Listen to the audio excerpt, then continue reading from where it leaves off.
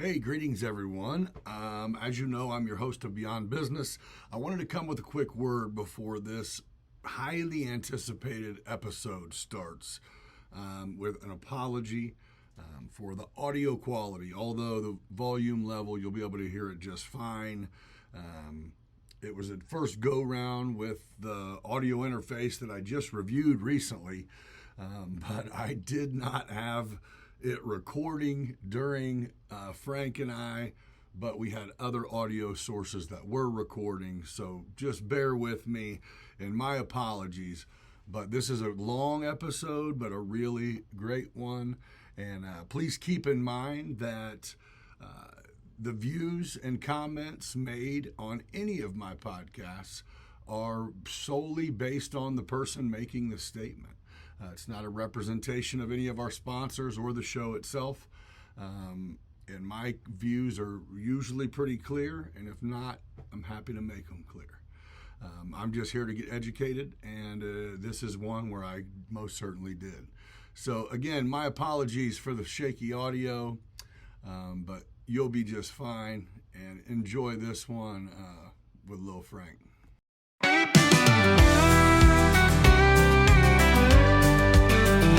Welcome back, it's season 3, Beyond Business, come ride with me.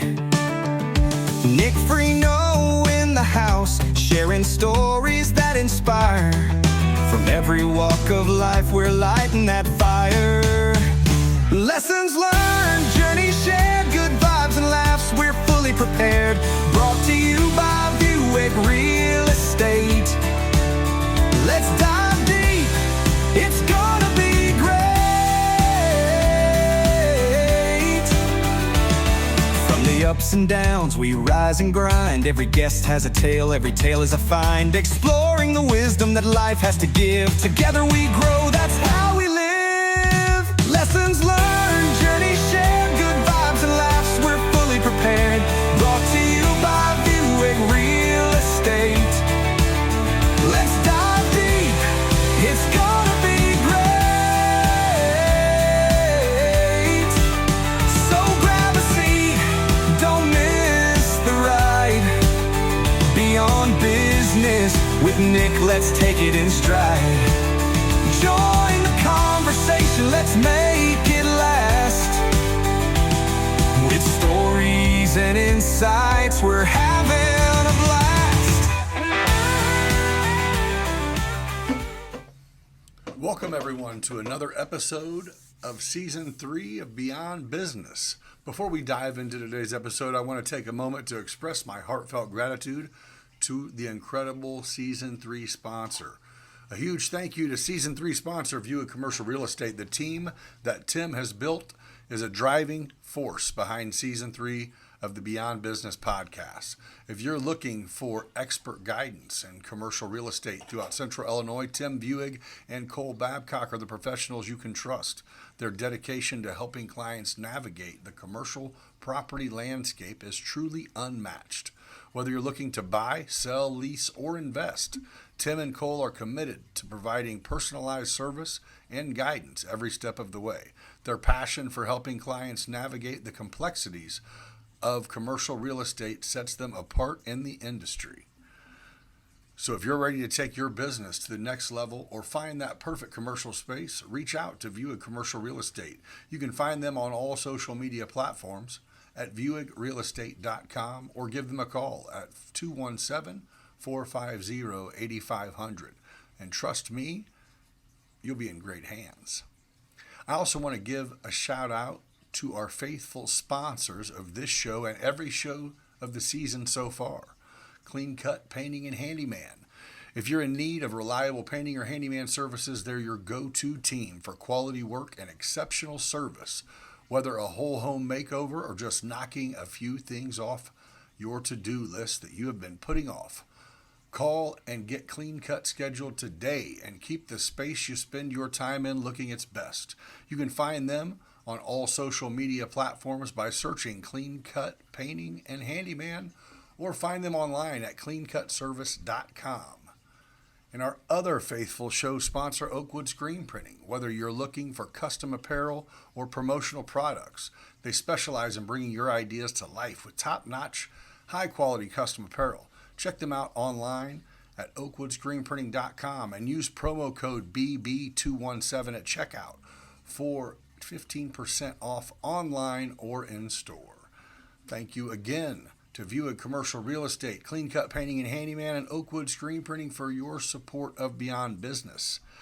Now let's jump into today's conversation. Joining me all the way from the Whittington Homestead in Tennessee is a friend of the show and a lifelong friend of mine, known to most of you as Lil Frank. Welcome and thanks for joining me, Mr. Frank Whittington. How many miles are you away? Actual miles? Like 300. 300 miles. Yeah, I guess that does make sense because it's so you're going to get the temperatures today when you get home that we got Yesterday. Yep. It got up to almost 80 at home yesterday. Oh, that's like you're there, babe. We're reaching summertime. Hell yeah.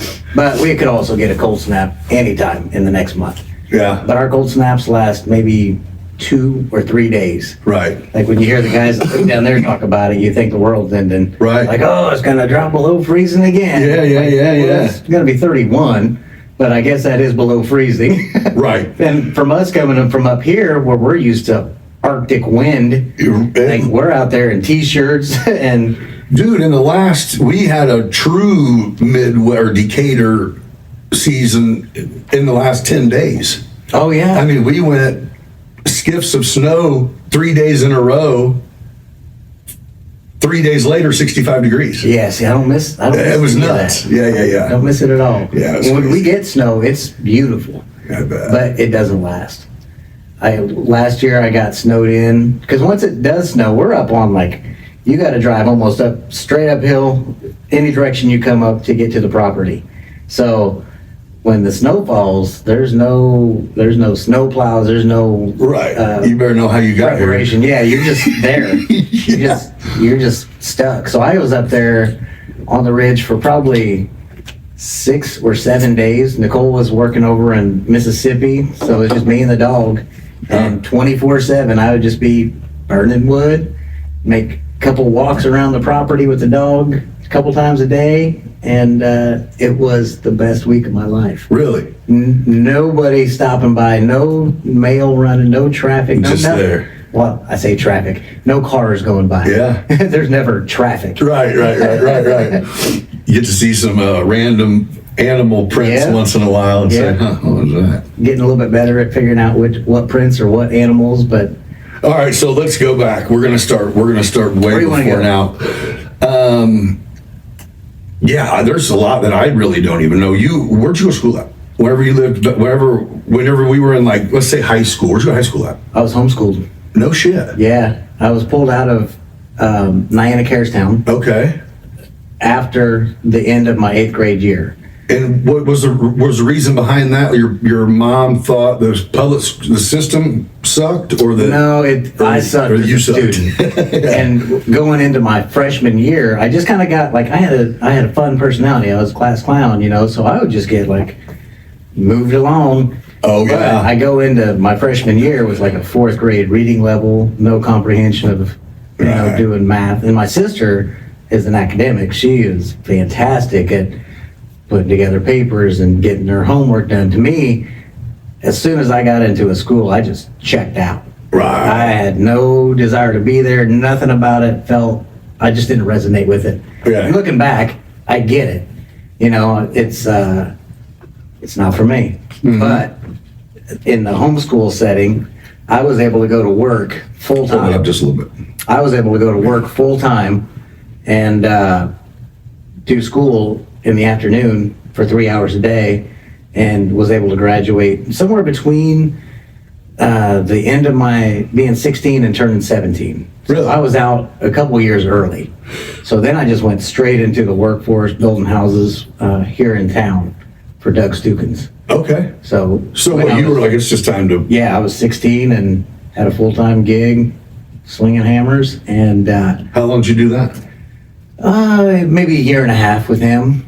And then I took a short stint working at like Menards. Yeah. And then from there, I went and completely changed careers and did machining. So I worked as a machinist. How old were you before, how long before you got out on your own? Like when, Started the shop. No, I meant physically, like moved out of your parents' house. Oh, at 17. Oh, Yeah. As soon as you were out working and out of high school, you were, Yep. or I mean, out of whatever, graduated Right. or whatever. Yeah. Because I was already, like, my dad had been charging me and my sister rent since we were like 13. Right. As soon as we had you were summer working. jobs, yep. Yeah. Yep. We were, it was weird. We were buying our own school clothes from the time we were single digits. Like, you had to go out and mow yards if you wanted new clothes for school. Right. So looking back at it now, obviously, that's fucking extreme. Yeah. But do you get it a little? I do, yeah. Okay. But that is extreme. I've also had more of an entrepreneurial mindset my whole life. Right. Like, I've never, ever stressed about, will I have enough money? Because I always knew that there was nothing I can't do. I mean, if any other guy can do it, there's no reason I can't. Right. So I just applied that principle to everything I did. Like, nobody taught me to do body piercing. Nobody taught me to tattoo. This is just, I picked it up and ran with it. And Yeah. got to a point where I was validated and people were like, yeah, he's doing all right. Right. Okay, so you're on your own and went from building to machining, which that means now that's another trade that you've learned. Right. And at what point do you pick up, at least on the side, going, let me grab a chicken breast or an orange peel and a cheap tattoo gun set and start, or a drunk pal and Right. try to figure this shit out? Well, or draw, or what were you doing? Were you an artist or? For a couple years, I worked in home health care. And I Okay. had a buddy, a friend of mine, who was a quadriplegic, and I just kind of managed his day-to-days, you know what I mean? Let's help take care of him. But during that time, I learned and got an understanding of, like, cross-contamination, sterile field, how medical supplies stay clean, that kind of stuff. So Yeah. putting all of that together, I picked up doing body piercing. People would just be like, hey, could you pierce this belly button? Oh, before tattooing? Yeah, long before. A couple Okay. years. So I opened up, I was 22, and I was working, at this time I was back to machining again. So I was working at CCI over on 26th Yeah. Street, and they did layoffs all the time. And at that point, I was going through my second divorce at Okay. 22 years old. Yeah, killing it. Yeah, just really thriving in life. And I had it in my heart, like, I gotta get out of this working for somebody else, letting them determine how much I can make, and you know what I mean? So Punch in, punch out. I requested, I said, hey, I got this thing I want to do, which was piercing. And next time layoffs come up, put me on the list. And for whatever reason, they're like, oh, you put out too many parts. We can't, we don't want to lose you. I'm like, well. Oh, they're like, by the way, we lay off the shitty people. Yeah. And I said, well, I mean, I gotta follow this thing. And like I said, I felt like internally, like my whole world is falling apart. Like I'm losing, Yeah. I'm failing the second time at such a young age, and relationship matters, and I got nothing else to lose at this point. So they do lay me off, and I was like, okay, well, I'm gonna file for unemployment, but as soon as I make the same amount of money doing piercings as I would make on unemployment, I'm canceling it. Right. And I'm just gonna write it out. And I did, and it took like 3 weeks. Oh. And then I was back to making money, but I'm setting my own schedule, and I'm doing my own thing, and I'm just renting a little tiny room out of a tanning Okay. salon Yeah. / hair salon, and it was like an 8x8 room. So it just has Big enough to sit down with someone in. just enough. And I did that for maybe a year before I actually secured my first building, which was downtown on North Street. It was probably the least stressful spot you ever had. It was. It was.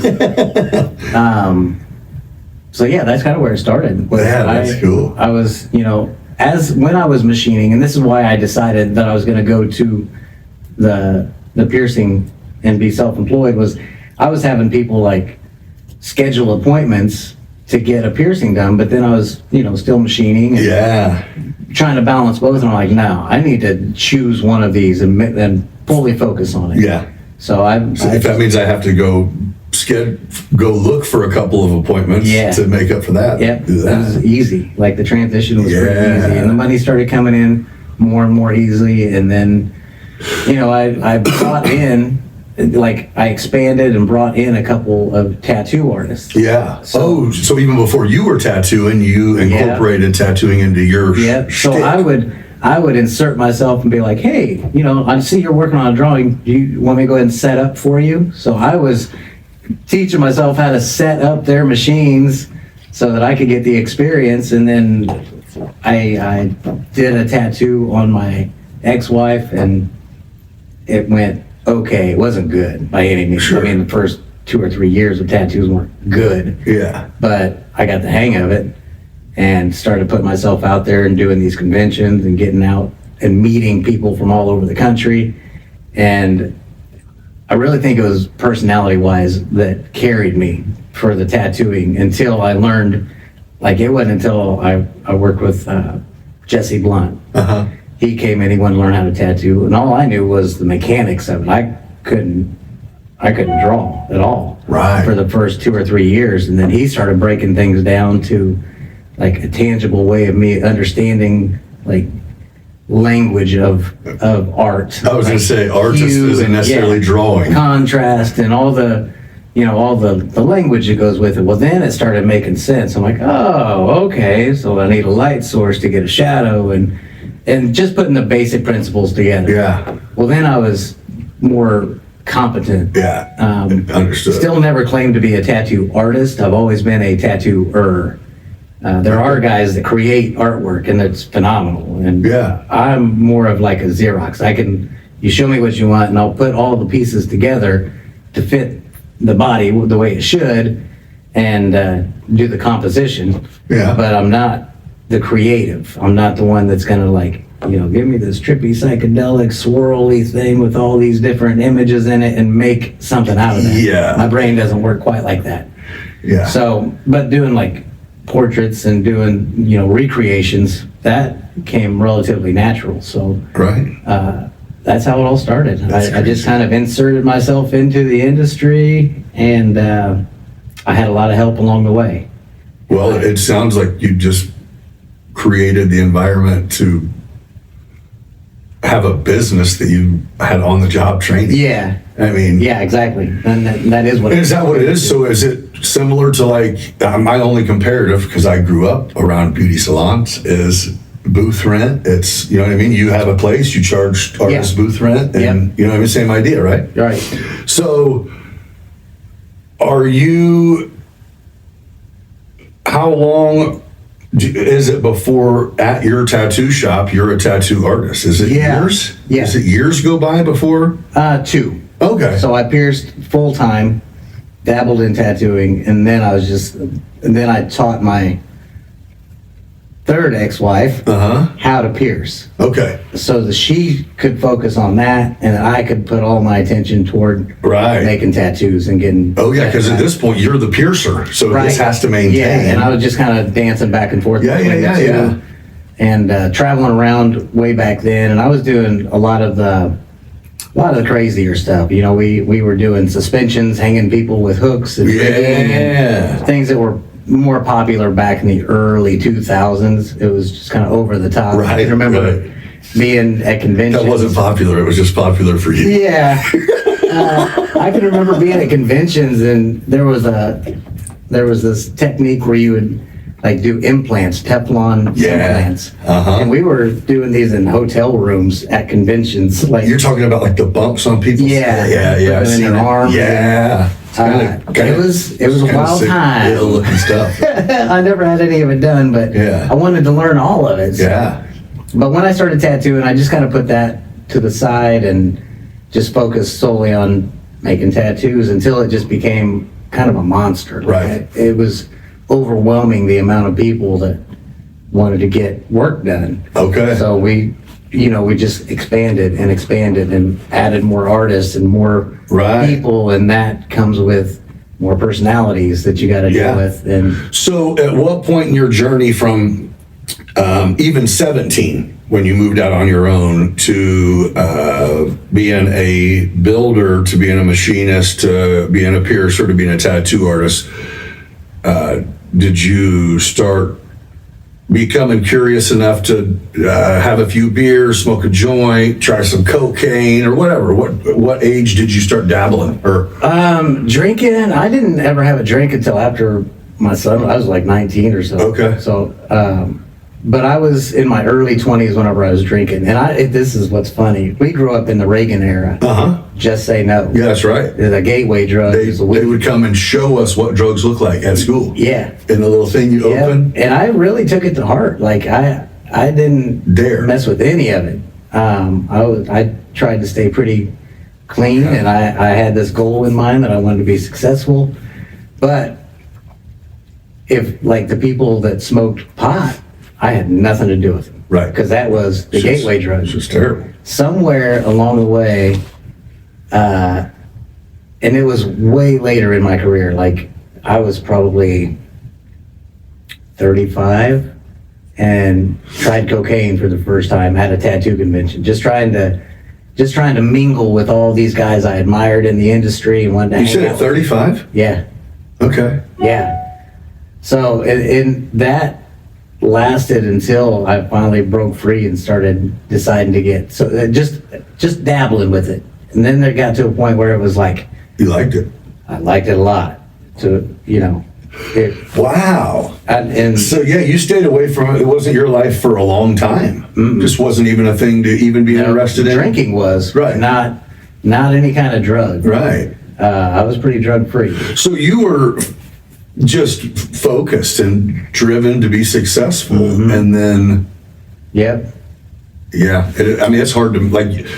And even still, I never smoked weed. Oh, because Until I was 40. Yeah. 41.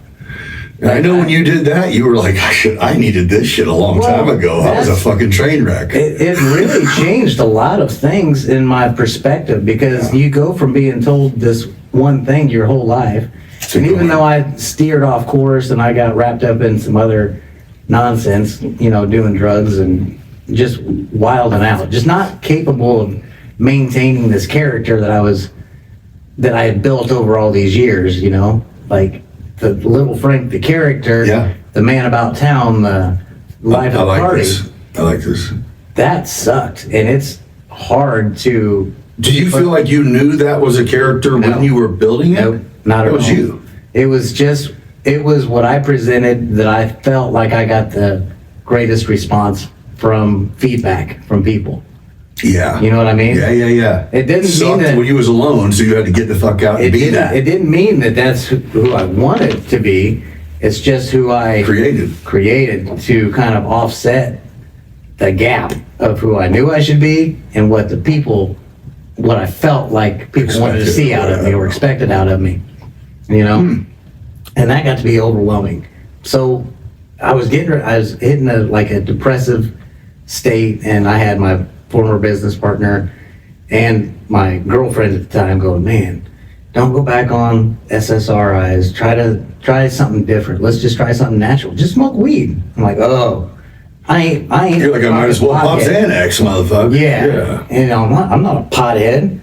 And I kept the other stuff kind of quiet for a very long time until I couldn't anymore. You know what I mean? Like, people didn't know that I was dabbling in hard drugs. Right. Isn't that crazy? In your mind, a pothead was like terrible. Worse than what I was doing. Yeah. Right. But that's where I had to start shaking what I call programming. I was programmed to believe that, so I believed it. And then whenever I tried it, man, you talk about the feeling that I had when I realized, like, this actually does work. This actually medication gets to the root of the issues that I have. I'm sleeping all night long now. I'm rested when I wake up. Yeah. I'm not as stressed.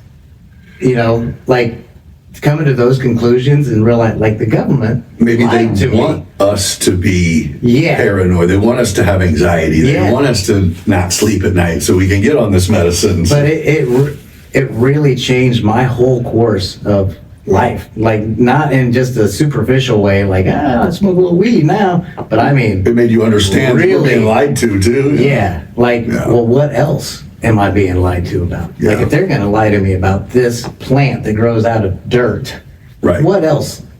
Yeah, because it wasn't just a thing. There was studies. This was a conscious lie. Yeah.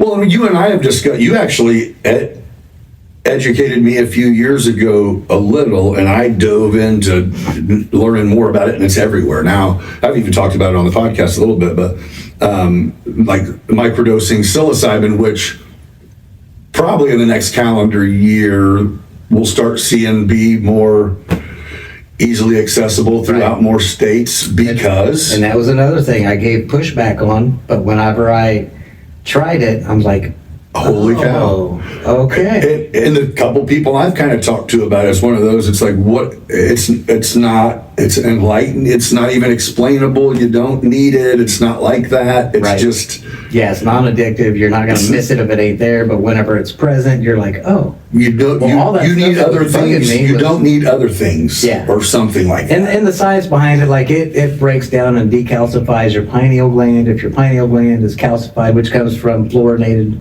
water and from shit that all we the get stuff here. that we consume, all the poisons that are in our food and drinks, like those contribute to all the disease that we carry in the world. Right. Like without consuming all that nonsense, there's nothing for the body to repair from. That's all our body is constantly doing is trying to repair from the bullshit we consume. Right, and that's science. Yeah. I mean, that's... Yeah, I'm not making it up. Yeah, it's not... So by taking, I got to where I was taking microdoses, which is, for me, it was 1 to 2/10 of a gram capsulated, and then just chuck them back. Yeah. And I did it every day for almost 2 years. But during that time, my understanding of the world around me and the nature of the world around me completely changed. Like I used to be so stressed about payments and taxes and all these things that we deal with in our daily lives, but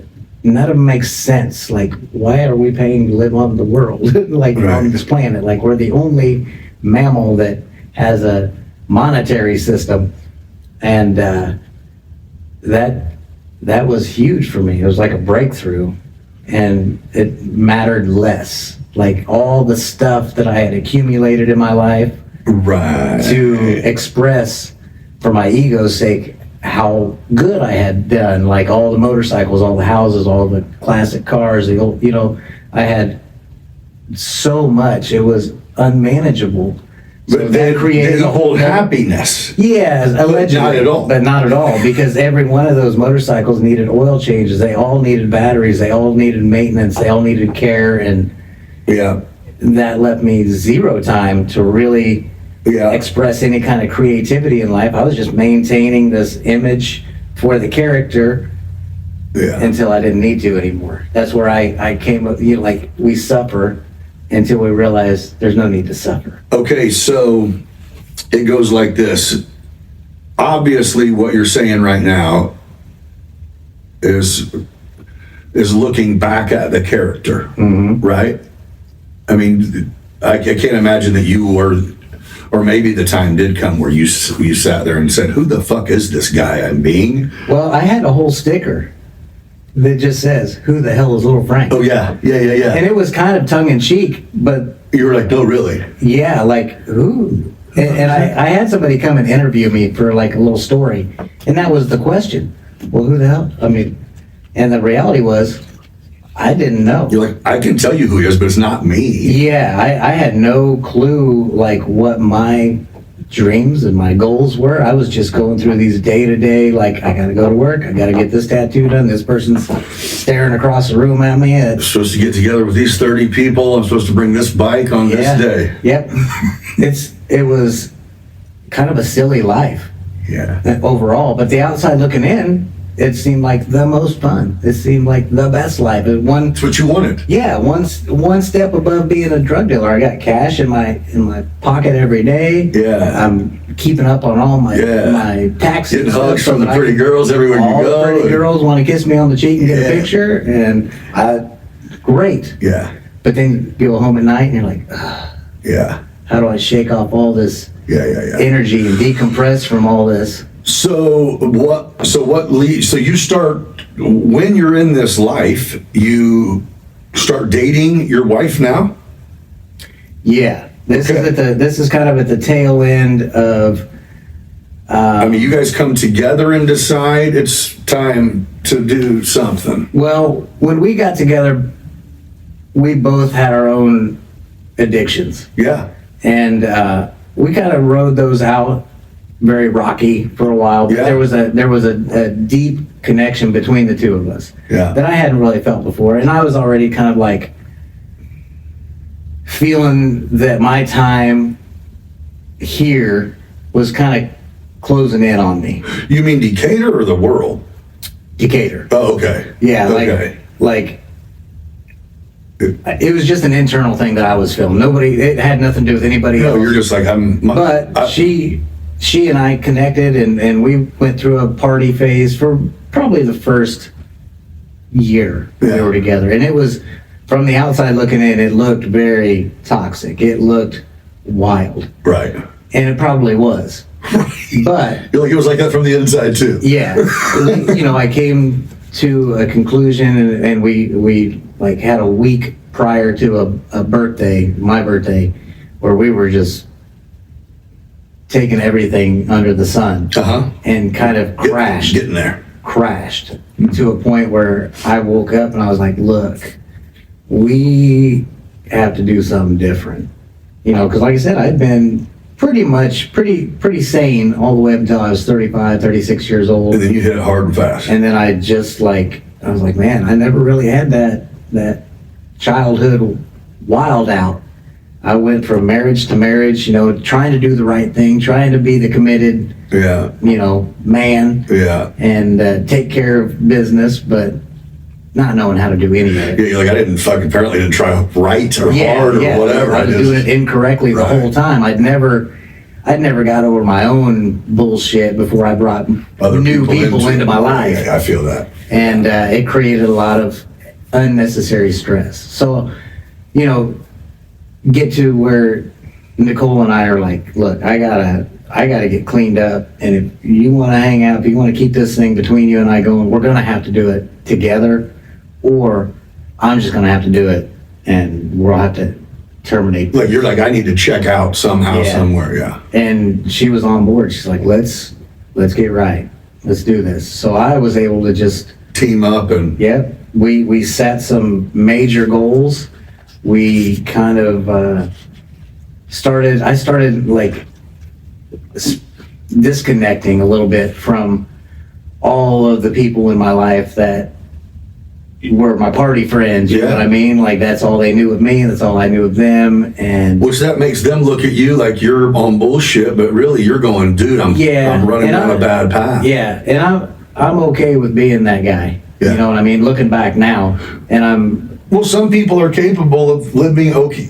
Some of them you can probably look at and go, you're fine. You're okay with doing that. Yeah. I wasn't. yeah, If you can't be okay with knowing I wasn't okay, Right. then Yeah. that sucks. there was a lot of, it is probably just what happens when people start to get into their midlife, you know what I mean? We have realizations, and we can either act on them, Yeah. or keep recycling the same shit over and over. And I was ready to act and do something different, like act on these ideas of major changes, shaking up my whole, Yeah. Growth. Existence. Every time you grow, you lose. yeah. You know what I Well, mean? Shake weight. That's what you do. And that's one of the things the more authentic I became, the more true to myself I became, the less people I had Yeah. around me. They only liked the character, and the new version didn't resonate with them. And I felt like, okay, well, I'm okay with it. It's not even a knock. It's like they No, had no, a no. purpose, Yep.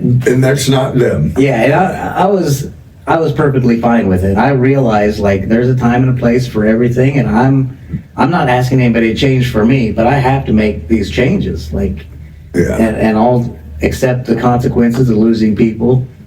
And came to the realization that, if you got a pocket full of change, I'd rather have 4 quarters than 100 pennies. Yeah. And I had a whole life of hundreds of pennies. It was just small value. They had their own trade-off. So you disconnected while you still lived locally. You kind of started disconnecting. I did. Okay. So, as far as like the tattooing side of it, when 2020 hit, Nicole and I had been clean and sober now for a year and a half. When COVID hit, like, is that what you mean? Yep. Yeah. And we had just got married. Okay. In Florida, we went out on a cruise, and by the time we got back, our phones come back into service. They're locked down. Everything's locked down. Like they shut down the NBA. You got to get toilet paper. Be sure you get toilet paper. Cover your face, right? Yeah. And we're like, what is going on? Yeah. Like, I don't even know what is happening right now. Yeah. We've been gone for 7 days, and We now didn't even hear about this shit at all, right? on the cruise ship on our honeymoon, like day one, you go to the buffets and you fill up your own plates, and then you just go eat. Day two, you walk through and they fill your plate. Day three, you don't touch your plate. No and they're shit. wiping down walls and wiping down doorknobs all through the hallways, and we're like, Different mandate every morning, huh? what's going on? Oh, here? you guys were in the middle of it. And then we get back to port down in Florida, and I'm like, I can see my van. Like, there's so few cars.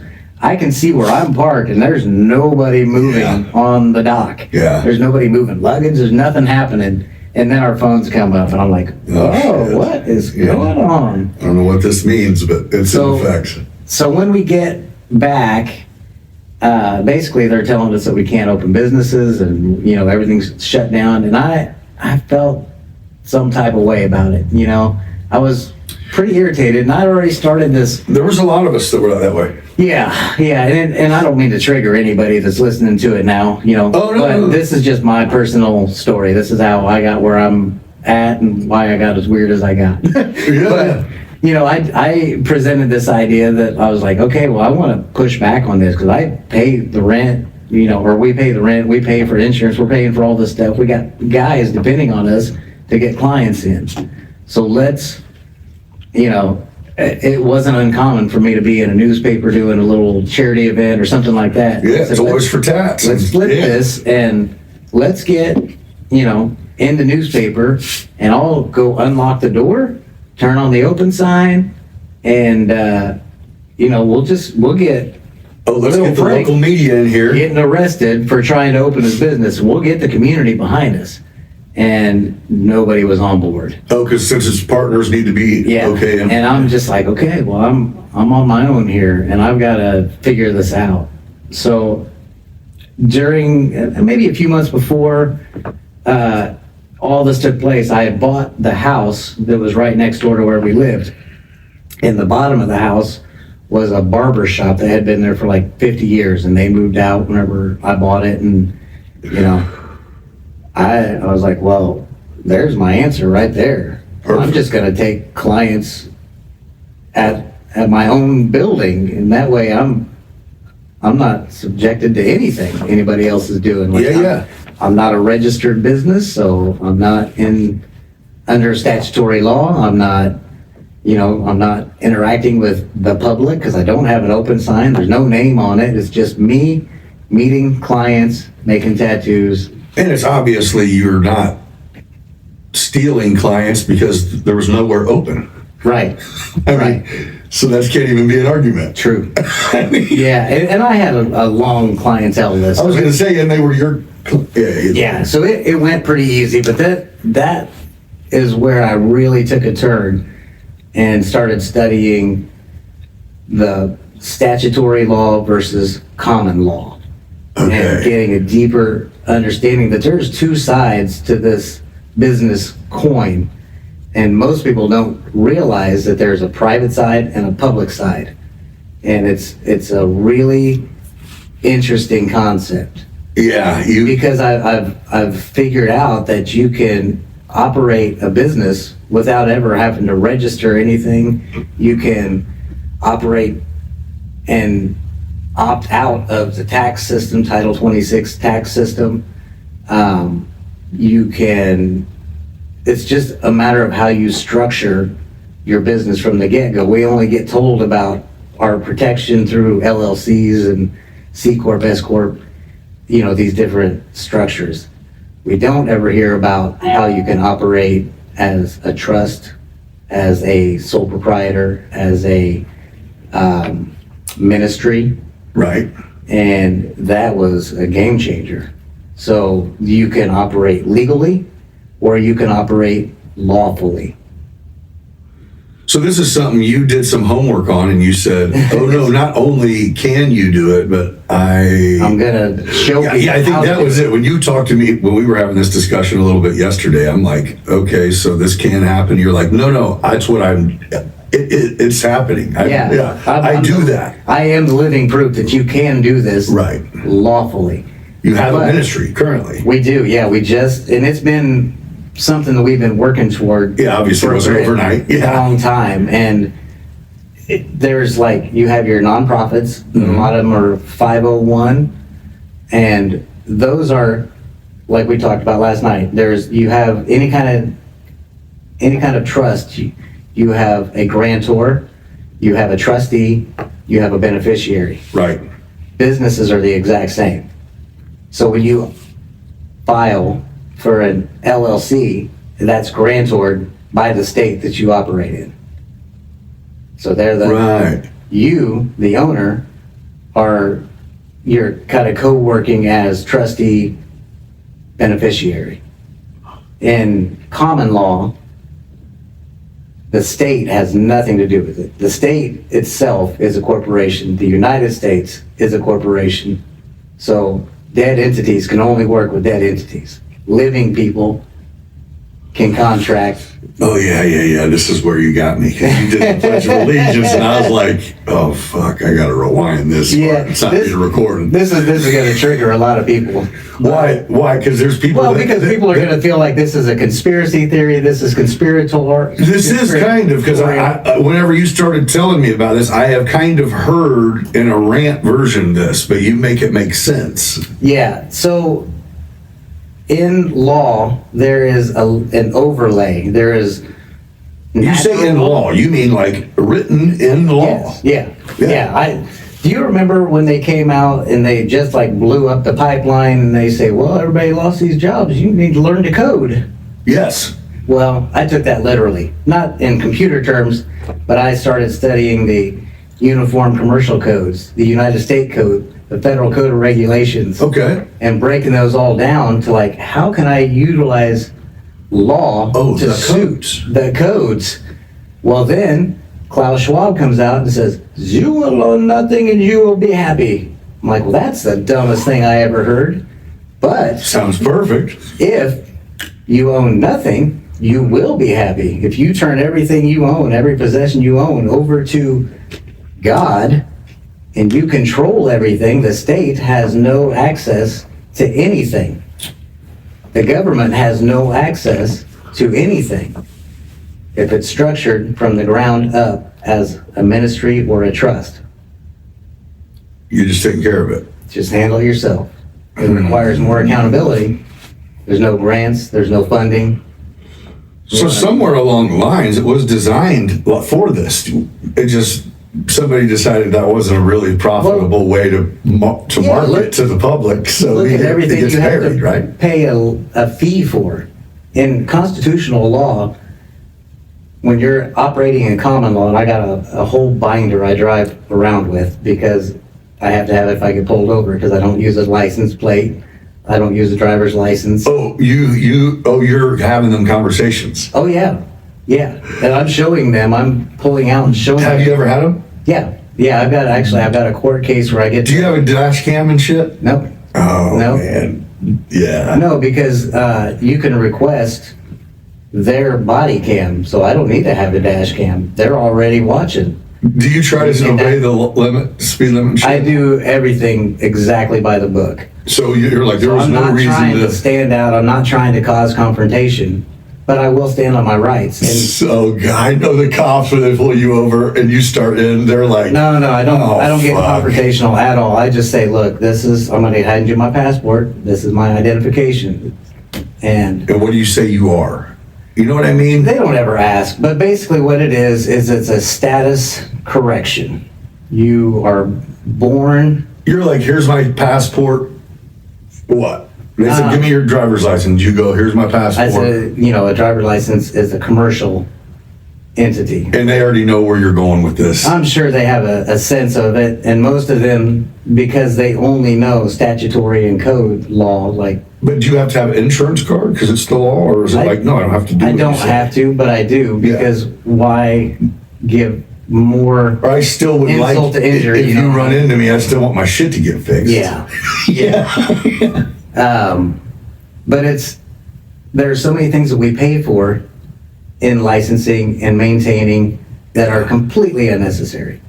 Totally unnecessary. They are, like, the framework of all statutory law is an overlay of like constitutional law and common law. That's how everything used to operate before we started establishing all this legislation. And there are so many Supreme Court cases that have determined the Constitution is the supreme law of the land, and it abides by natural law, God's law, common law. So when you operate in that side, in the republic, not as a Republican, Right. I don't have the ability to vote for the CEO of the Corporation of the United States. Right. I don't care. None of that matters to me.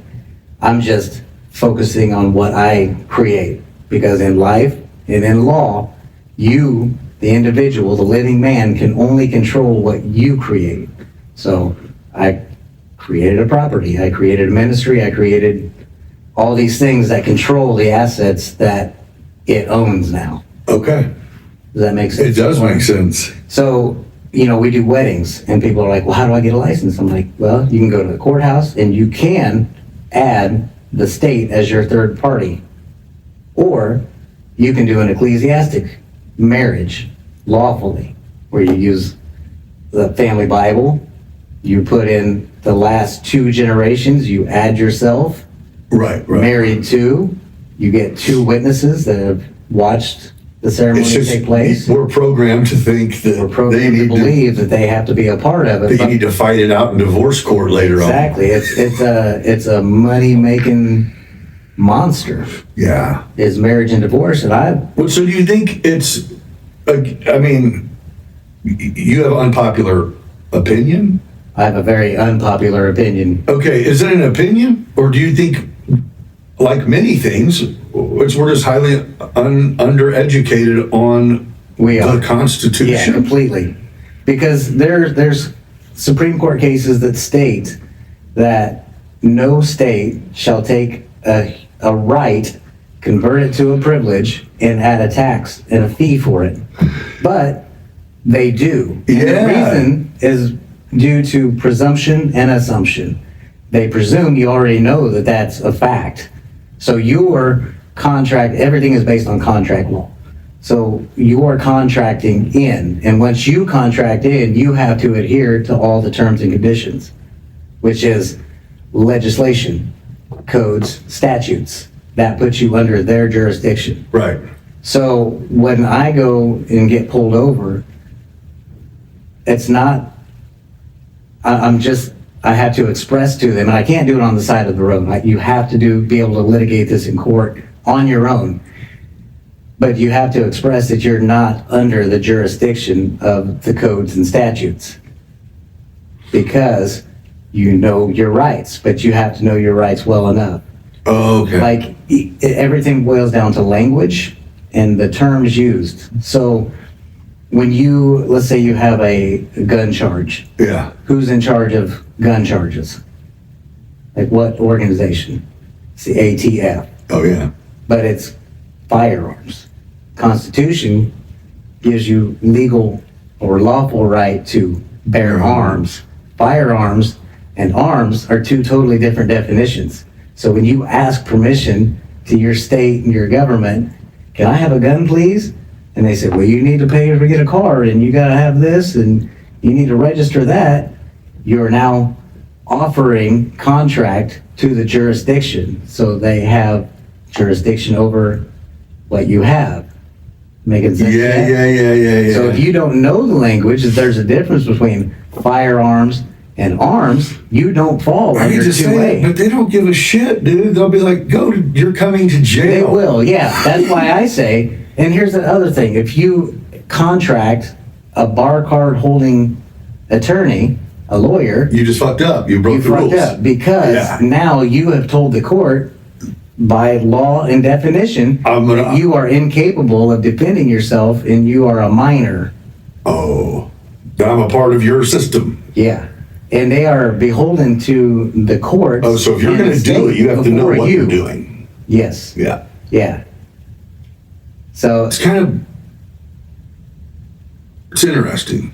it's different. It's not the easiest path by any means, but I guess, it's almost like it seems like if you, in your case, once you get educated, if you don't do it, then you're just sitting there going, I'm an idiot if I just keep getting screwed. Mm-hmm. Right? that's where I felt like I had to take action and live out this path. Now, it may come back to bite me in the ass. The amount of money that or the things that I have that generate that I don't get to have, they get paid out, whether it be fuel tax or income tax or shipping tax or freight charge tax or everything.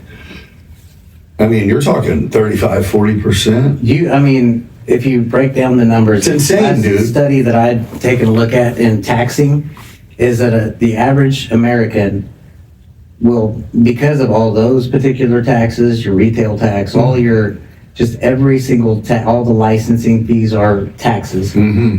You pay out, you work 6 months of a year free, Yes. and you only keep 6 months worth of taxable income. Yes. So when you cut out the IRS You don't right have off the money. bat, you're still paying your gas tax, and you're still paying your retail tax, and you're still paying all these little things, but you can now invest 30% into yourself by cutting out the IRS. And it's an open door policy. You can go, so Title 26, USC Title 26 is the tax codes.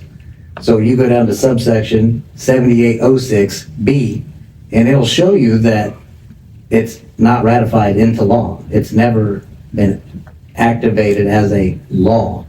But when you get your first job and they sign you up for a W-2, you are now in contract. Oh, because Hey, everybody, we got to interrupt the episode for a minute because we have to talk to you about the Season 3 sponsor, Viewig Commercial Real Estate. If you're in the market for commercial real estate, reach out to your boy Cole Babcock at Viewig Commercial Real Estate for all your commercial real estate needs, whether you are buying, selling, leasing, investing, upgrading, downgrading, you have questions, whatever it is. If it's about your business, about growing, about downsizing, if it's about commercial real estate, reach out to Viewig Commercial Real Estate, and they got you covered. You can find them on all social media platforms. You can also find them on viewigrealestate.com or hit them up on the phone, 217-450-8500. If you are in need to get that house in order, from small projects to big projects, whether it's just things to get off your to-do list or things that you're just not really capable of doing that you told your wife maybe you could do but you can't, or you have major projects that you're looking to dump some money into, take advantage of Clean Cut Painting and Handyman, some of the offers they have going on for March and April. They have some major discounts going on for interior and exterior painting projects. Hit them up online at cleancutservice.com or look them up on all social media platforms. Clean Cut Painting and Handyman. They're your go-to for all your home improvement and home repair needs in Decatur and Springfield area. You'll be glad you reached out to them. Good people, hard workers, good work. Women's Citric Company. There you go. Lastly, Oakwood Screen Printing. Michelle has built a team down there. They do top-notch work. Now they are competing with anyone, anywhere by offering 15% off all orders ordered from anywhere. Go to oakwoodscreenprinting.com. Customize your order for your apparel with your design, your quantity, your quality, and she will ship it to you. Use promo code BB217 at checkout, and you will get an additional 15% off. There you go. Oakwood Screen Printing, custom apparel company. Don't snooze on this one. All right. Thank you to all the sponsors. Now let's get back to the show.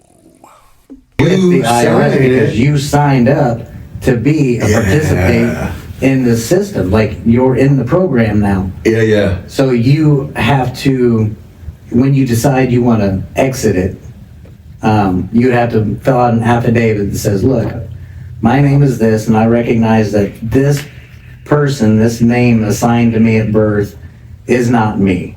I'm a living person. This person assigned at birth is a corporate entity. That's why it's all in capital letters. That's your corporate self. It's called ens legis. Some people call it straw man. So when you separate yourself, where you utilize it as the business and you operate as the living man, then you're juggling two jurisdictions, not just one statutory. That makes sense? I'm getting you. Kind of. I'm diving you in have on to this send one. an affidavit into the IRS with the form I used was called 56. It's a revocation of election. You elected to sign up for taxes. Okay. And you can revoke those rights with the Form 56, revocation of election, which is changing the fiduciary obligation of the taxpayer. The taxpayer is the ens legis. That's the corporate entity assigned to you by the registrar at birth. That's Okay. the birth, that's your certified birth certificate. Yeah. So in my big binder full of nonsense, I have my certificate of live birth. Totally different document. Same place. Okay. It's found at the courthouse, $26 to buy one, and it shows that your name is capital, lowercase, not all capital. Oh, you got the one with the feet print on it. Nope. Oh. No. Certificate of live birth and birth certificate are different. Yeah, the one with the feet print is your certified. Yeah. That's the one that they stamp your soul Yes. on it. Yeah. So when you contract out, you have to send them the affidavit. This is why I'm doing this. This is who I am. Send them the Form 56, changing the fiduciary obligation of the taxpayer, and it's an open door policy. It's not a conversation. This is you letting them know what you're doing. Yeah, you're not asking permission. You're just telling them, This is what it informing is. them that this is how it is. Yeah. I'm gonna know a little bit more about this next time we talk. Oh man, I'm not the right Well, I'm person gonna to be do honest, this. nobody knows about this. It's so far removed from our Well, if you're common watching, knowledge. before you start hating on this shit, dig in a little bit. Yeah, man. just go and look. Yeah, if you have been paying attention to our politics for the last couple of years, I would think you should know that we're open for ideas around this. So, like, I mean, Well, that's the thing is I see, Right? I No, get I mean, online and I it's a see so circus many show. people fighting back and forth, but nobody really knows what they're fighting over. No. Like I was fighting to get out of playing this character that I was Yeah. in, but I didn't even know what the character was. How did it even get there? How did I get this overlay Yeah. of a person that I wasn't? yeah, Well, that's the metaphoric version of what I'm doing in reality. right. Is removing the overlay of the fiat system. Okay, so I feel like we could just talk about that shit forever. Yeah, we can. So you say you get your mindset, and at least you guys have a plan, right? Yeah. You guys sober up. You're still in Decatur. You kind of remove yourselves, and you're tatting. Mm-hmm. She's a nurse, so she's traveling. You guys are saving up some cash, paying off some debt, and you have a plan to get the fuck out of Decatur. Right. So we utilize her travel nursing ability, and we load up in an old Tyca van that I built out as a camper van. Okay. And we And you hit the camped? road. Yeah, we lived out of the van off and on for about a year and a half. We would go Was it to hooked up? Cool. Oh, it was great. Hell I loved yeah. it. I miss it. I wish I Hell still had yeah. it, but Is it the van you have at your spot as a No. potential photo? No. Oh no, you got rid of it. I got a whole story behind that. Okay. But we just tried different states. Like we went up to Wisconsin, we tried it out. We went out to Colorado. And she could look ahead and see where they were hired. She and scheduled these like 8 to 13 week contracts. So it gave us a little time to kind of feel out the area. And so we traveled spot to spot to spot, coming back as we needed to here. We still had 2 or 3 houses here that they were all in the And same you would block. camp at like campgrounds and shit, or just And we would roll over anywhere, and it didn't matter. Yeah. But like the night before she would go into a shift, we would grab a hotel, Yeah. do laundry and that kind of stuff. Yeah. And at that time, I was just like tattooing hotel staff. Like, come on down if you want a little something done after your shift or whatever, and making cash that way. Just to keep fuel going. And You're like, hey, I'm gonna go get a soda and some ice with my shirt off. And someone's gonna say, Yeah. hey, there were some nice tats, man. And you're gonna be like, I do tattoos. Oh, really? Yeah. it was really that easy. Yeah, no doubt. I mean, I can imagine. Yeah, that's like, yeah. So that's what kind of put us on the path to relocating. And we didn't know where we were going to be. We originally thought Florida. Oh, so as you were bouncing around, you were going, let's scope this out. Exactly. I don't know about the climate. I don't know. Exactly. That's 100% what we did. So how close did she have a contract to where you guys ended up moving?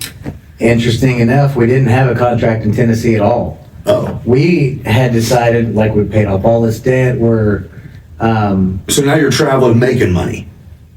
Yeah. Yeah. And so we just took a month off. Okay. And we're like, let's go down to Chattanooga and see how we feel about it, see if that's the area that we want to live in. Yeah. So we get down there, and we're there about a week. I wasn't vibing with it. So I don't want to cut you off, but what do you do as two people who your version of fun was not sobriety for a lot of years? Right. And now you guys are your own friends because you're around strangers or around no one. Mm-hmm. What's fun? Well, everything in life is fun. I mean, at that point in time, is that it? Is it was like we enjoyed each other and nature and strangers, or I just meant in your mind, you look back, she what was kind of fun? introduced me to nature because I was so far removed from anything outdoors. Yeah. I'm not an outdoorsman. I wasn't raised that way. So learning it to me was fun. Everything was new. Yeah. Yeah. And her teaching me, I think, for her was fun. Okay. So everything about life became fun. Everything was play. Everything, even work. You're like, who would have thought I could play. be 40 exploring new shit every day? Yeah, and That's enjoying it and really soaking it in and taking time to enjoy it. That's great. So it You know what I mean? It's going sober mind and loving it. Yeah. Because in all honesty, like when I wasn't sober, the guilt and shame of waking up and having to go into work and face everybody, there was no fun to that. It wasn't fun. Right. It was coping. Yeah. So when you rise above the coping mechanism and just start being present in life and enjoying every moment because it's a gift, you're still here. That is your presence is the present. Yeah. Yeah. And becoming present in my own life it felt fresh. Right. Like trying to, like, being a kid again, like learning, what do I enjoy? I mean, I know all the things my friends told me I enjoy, but do I really enjoy those things? Or am I just, again, playing a fucking character, playing along so that they like me? I want to be liked. So you got a chick, or your wife at this point now, and she's kind of just going, hey, I'm down to find you too, bro. Yeah, well. Let's find us. Yeah, and she was also, She likes outdoors. You're like, I guess she wasn't like ever needy or clingy. So when I was having a rough time breaking free of these emotions that I'd carried with me so long, she would just be like, do you need more of me or less of me right now? What do you need? Well, I need some space. All right, well, I'm going to go out and play in the woods for a while. I'll see you later. And give me the time to just like sit with these emotions that I didn't know how to overcome. You're right. Until I did. Right. You know, and I never allowed myself the time because I was a busybody. I was out moving and shaking prior. Because you, as dudes, we think that you bury that shit, it'll go away. Yeah. It'll go away, don't. It Yeah. No. So I had to really face myself for the first time.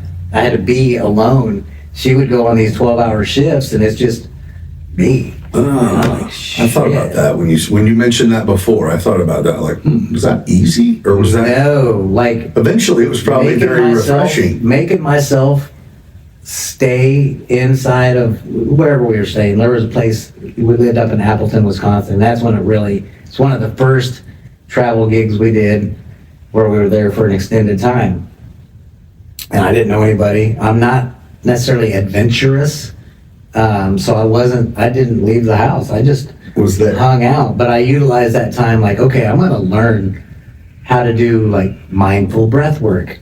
I'm going to learn how to meditate. I'm going to learn how to get more active and fit. Like, what else do I have to do? Might stretch a little bit. Just created my own cell, so to speak. You know what I mean? I had my dog, we'd walk, but I wasn't interacting with any of the neighbors. As the new guy, we weren't going to be there long. It just gave me the opportunity to I had to face myself. I had to create a routine and deal with you. Deal with me. That was okay. So that's what I thought when you said how great it was when you got snowed in for a day and it was just you and the dog. How awesome it was! I was like, I wonder how great that would have been a few years ago, or if I wouldn't have even I would have been locked in front of a TV, just absorbing whatever's on there. But we don't have a TV, and we live in a house the size of this room. I mean, we got 300 square feet. Right. So it makes me go outside and enjoy something natural in life rather than all of these fake overlays, the fiat life. Right. So you think it's just personal? It's just and you can keep it real. Do you look at shit and go, why do you have all this? Or it's like, it's just each their own. No, I already know why people have it all. I've been through it. I get it. So I have no judgment. The way it's people live. If you need all that fucking space, then by all means, hopefully you use it. Yeah. I mean. Yep. But for me, I like what we're doing. I'm happier than I've ever been just by reducing the amount of interaction I have with stuff. Right. And what I do interact is I'm building and creating, and I'm trying to, I'm creating infrastructure on this land that's been untapped. It's the new Lil Frank, bro. Yeah, it's the new character. It's. I'm saying. Yeah. Like that's who you are, really. Is the guy who. Well, I feel like I've kind of got out of the character mode and into creator mode. Now I'm creating the game. But it's crazy because the first trade you learn was a builder. Yeah. A machinist. It all came back. It all worked out in my favor to be able to. You're like, I know how to do everything. Yeah. And you had a buddy come help wire some shit. You're like, I know how to do that now. Yep. I mean, it was awesome. That's just so cool. So the goal is to have be able to. Like bed and breakfast style, what? Yeah. 5 couples, 3 couples, I would 10 like couples, to get where we can accommodate like 12 people at a time. Be able to do couple style, 6 couples like that, or however they roll in. Yeah. Like if you wanted to host a workshop on industry you do. Oh yeah. You can say, look, we're gonna have this workshop down in Tennessee. There's accommodations available. It costs this much for the cabin, and then my workshop is this amount. And then you guys, and I said, hey, Frank, here's what's going on. And then you go, okay, do you want us to do breakfast and dinner? Right. Yeah. And then would you do that? Add it onto a package. Yeah. So we're building our pole barn out to be kind of a community center. Yeah. 1,200 square feet. It's just going to have a single bathroom and a full kitchen. Yeah. So if it's like we need breakfast in the morning, coffee, and dinner at night, you're a meet-up spot that's a little more open, a little bigger. It'll be temperature controlled, which none of the buildings on the property are. We do everything very minimalistically. Yeah. nothing maintains any kind of. But really, what do you need temperature? I mean, what, a big ass ceiling fan maybe in a bonfire pit somewhere? Or are you gonna actually have heat and air? I'm gonna do just an electric heat system. Yeah. Like our house, we use a wood burning stove, so I may put one of those in there on as well. And then a big ass fan Yeah. to just circulate some air. Right. Yeah. You don't need Very, much. very, very simple. Right. But Yeah. that's the ultimate goal, is to be able to host weddings. I'd like to be able to educate people who are interested in exploring a different Life. life path. Maybe Yeah. you aren't happy with the way you're living life, but you also can't figure out, what is it about this that feels wrong to me? What is it about the way we're doing life that seems so effed up? Right. And these are the things that got me out of all those funks. I don't deal with depression. I don't deal with anxiety. I don't deal with any of these, the mental health issues that I always carried with me my whole life.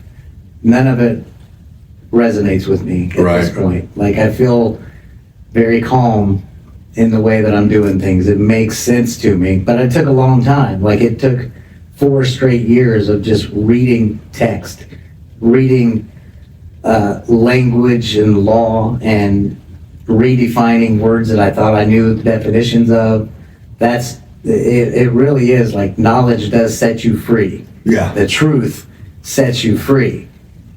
Yeah. And I would like to show that to people in a more tangible way, where you can come out and go, oh, This is for real. this is a real thing that you have accomplished by not participating in these systems. Like, you invested all that money back into yourself. Yes. Yes, we Right. Right. We took that 30% back from the government and applied it, and we don't take any loans out. We just do everything cash and carry. Right. And I think that's it. A lot of people spend a lot of resources trying to figure out how to beat and how to cheat. Right, everybody's looking And for when it's- loopholes. Nobody's just looking for the other door. Yeah. There's a whole Yeah. door you could just walk I hate to through. say it, but I mean, you have to have a really, really good accountant in order to succeed. I mean, Yeah. Small business is designed to fail. Right. Unless you have a bunch of them. Yeah. Then you have a bunch more stress. That's what I'm saying. Yeah. Then you have to have 3 accountants, and then you have, it's, So the way that our ministry is set up is it's the blanket umbrella. If you picture it being an LLC, we have projects under it. So, like, you come out to the property and you sign a membership agreement, and it basically shows that you are going from public person to private person. And that's essentially all that it is. Right. You're taking that step into the private side. So anything that happens on that property is outside jurisdiction of statutory law. okay. Everything is lawful, but nothing is under the term legal. Okay. Two separate worlds. So where you're at, you have neighbors and stuff? We do. Do you have these discussions with them at all? Do you know where they stand? Or you got any like MAGA signs laying or hanging in your neighbor's yards? Or Oh is there yeah. There's a lot of some go one way or the other. Yeah. And I okay. have some neighbors who, like, a lot of them are former police. Okay.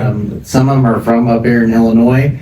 One of my neighbors. Or it's not one of them things where you push it or don't put. You're like, hey, I don't. They You do what if they you do. ask me, I'm happy to tell them, but I'm not trying to Push it. convince people that my way is better than their way. Yeah, and I guess how often does someone come up and go, so where do you stand on the... Right. Yeah, I guess And I don't mind talking politics. To me, in my mind's eye, it's all part of the show. Sure. You know what I mean? But a lot of people put all of their faith and hope and dreams in the fact that their guy gets in, Yeah. and we keep the other guy out, or vice versa.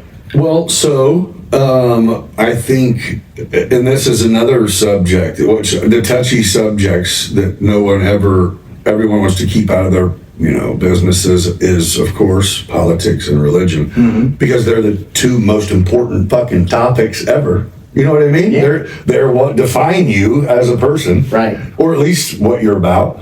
So I don't know who your God is, but that has to exist for your path to have. Mm-hmm. You know what I'm saying? So tell me, was it a God moment?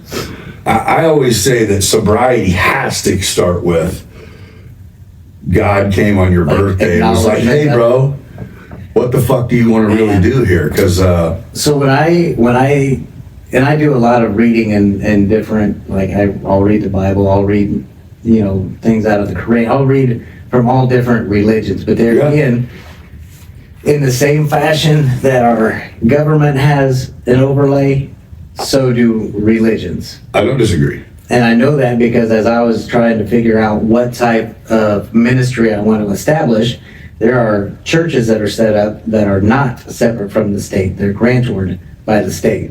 Mm-hmm. And they get funded by the bigger churches, and that's how they maintain their existence. So they're usually 501s. They're ministries. Where mine is a 508 C1A. So it's a totally, there's nobody that can tell me what I have to preach, teach, or do. And there's no filings, there's no right record keeping for, finances or anything like that I have to present to anybody. Right. But with a 501, you always have to file, you always have to present. Right. You know what I mean?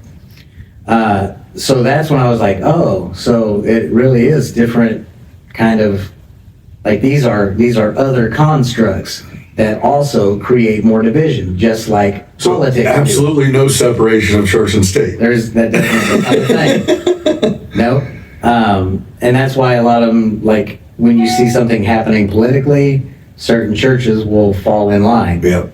And I don't take issue with it, to each their own. Yeah. But for me, I realized in my own life, like, okay, I utilized nature to overcome all of these issues that I was dealing with, that I created because of the unnatural substances I was consuming. Sure. So combating that with plant medicine and combating that with looking more at getting away from processed foods and all the chemicals in the foods and all the way man has jacked up nature. Well, that gave me more of a sense of like, oh, like everything that has moisture in it is conscious. Our trees are conscious, our grass is conscious, our weeds are conscious. We're all part of this ecosystem. Okay. But we've removed ourselves from the ecosystem with our ego system. And that's when I stopped trying to do so much to feed my ego. And I'm like, well, what's opposite of ego? Well, that must be soul. That must be spirit. And if everything out here is part of that collective spirit, that must be God. That's what God is. It's, and then I started reading more in like the Gospels in the Bible, and the kingdom of heaven is within us. It's not external of us, but religion will have you believe that you need to pray to this deity, or you need to, look outside of yourself. When you die, you're going to go to a place outside of yourself. Right, you're working to get to a certain place. And it's all fear-based. Right. But in the Bible, one of the most commonly used verses is be not afraid or fear not. Right. So that's when I started being like, well, it's all these fake systems that keep me afraid. I'm afraid of going to jail. I'm afraid of, the old school church was, hey, God will strike you fire down. And brimstone. Yeah. But I got to doing more and more meditating, and I was like, man, all those years when I was just so depressed and so distraught, so unhealed internally from different traumas that we acquire over our lifetimes, like that is a living hell. That is hell. Right. So when you rise up above that and you look at life from a different point of view, You step out of being played by the system, you Yeah. enter into the player mode, Right. where you're actually activating and making decisions based on an outcome you want. Then you can rise up above that and become the creator. Well, isn't that what God did? Right. If the kingdom of heaven is in us, and the only way to get to heaven is through Christ, and you realize, well, Christ was a man, but he embodied all of the abilities that every human has, then you can tap into the God within. Not that you're gonna go and create a universe, but you can create your own Yeah. micro version Yeah. that will expand out into the macro, and now we're expanding Yeah. consciousness. I don't believe that. Everyone, stop selling yourself so short. And, Step into your big boy shoes and Yeah. start creating the path that you want. Stop letting other paths distract you, while the outside noise dictate to you how things are going to be and how life should look. Yeah, praying for something to change tomorrow, and it's just do it. It will change. Just be that change that you.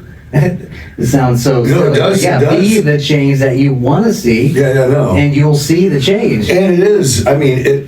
Again, it's not easy to say. It is easy for you to say because you now have proved that it works. Well, and I've got It's not perspective. easy. I've been on both sides of it. I was so. And I don't mean it's easy to say. I just mean you are successful at. I'm very confident happy. in what I say because I do live it every Yes. day. That's Yeah. the difference. I'm not trying to present something that I think could happen or Right. should be able to happen. This is. You didn't listen this to is an what I'm audio doing. book on the way here. No.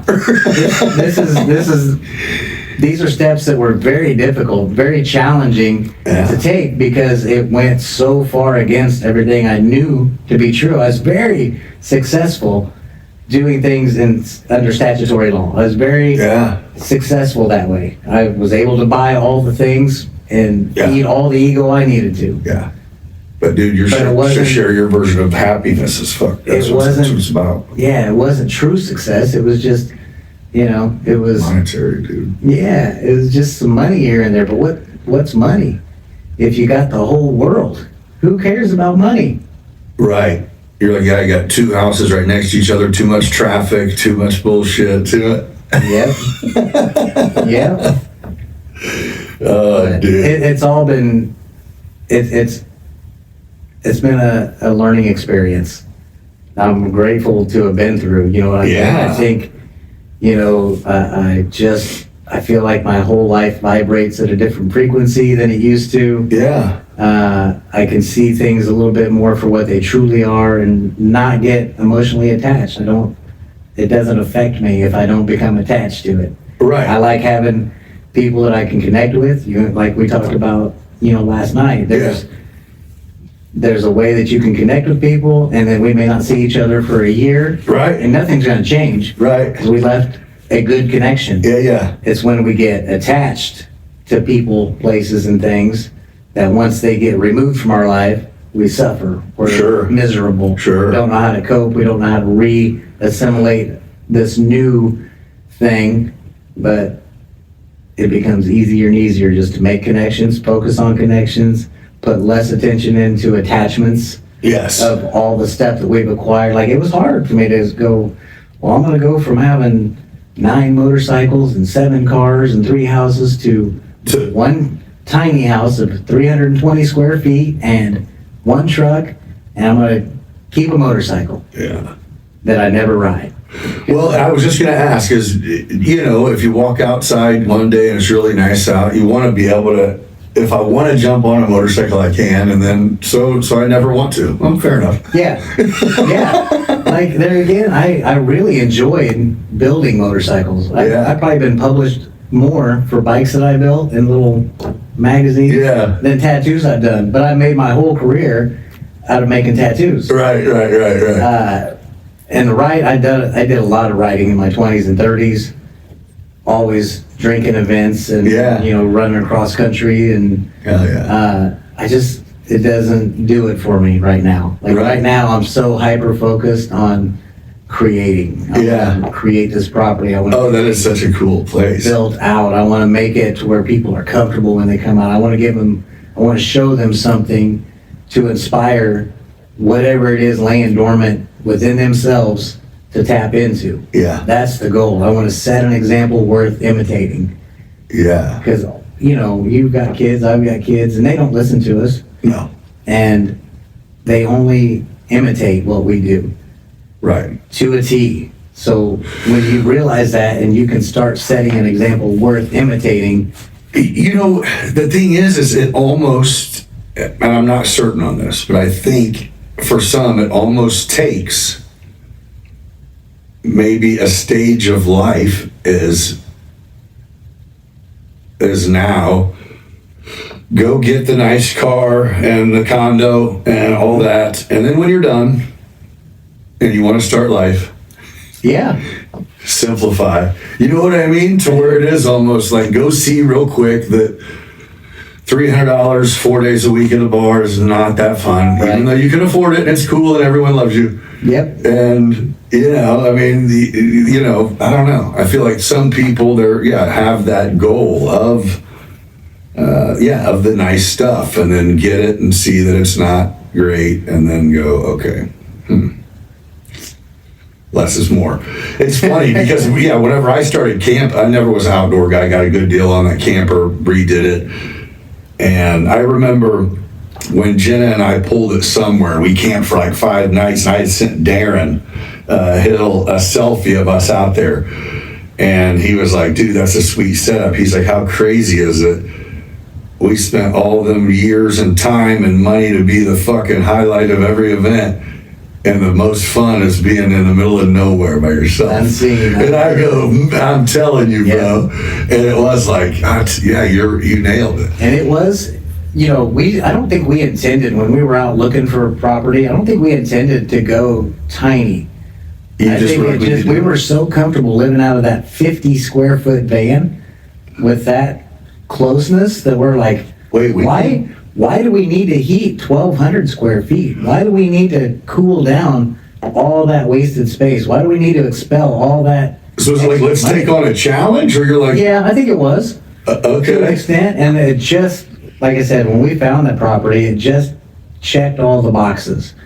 And I'm like, I think we can work with this. This could happen quick. So where you live, is it one room?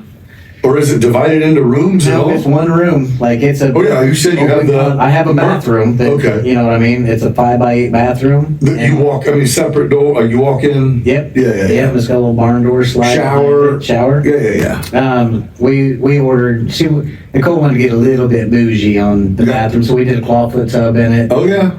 And it's all miniature sized. Like it's a 4.5 foot tub. Yeah. Soaking tub, and then we did like the little ring shower. Oh yeah, you said that she likes to take her a bath. Yeah, so, So I made her get a hot tub until we reroute the. Oh, I heard on the podcast. She's like something about some chickens better not fuck her hot tub up. Yeah. They'll be coming over here by the set an inflatable hot tub, and the chickens will come over and explore it. Man, I've thought about one of the inflatable hot tubs before. I'm like, wait, those are actually decent? They're actually fun. Okay. Yeah. Because they're not that expensive. No. So that's what I was like, man, I wonder if they hold up. They're kind of disposable. Yeah. 2 or 3 years. Yeah. But, you're out, $600 or $700. That's way better than $5,000. Yeah.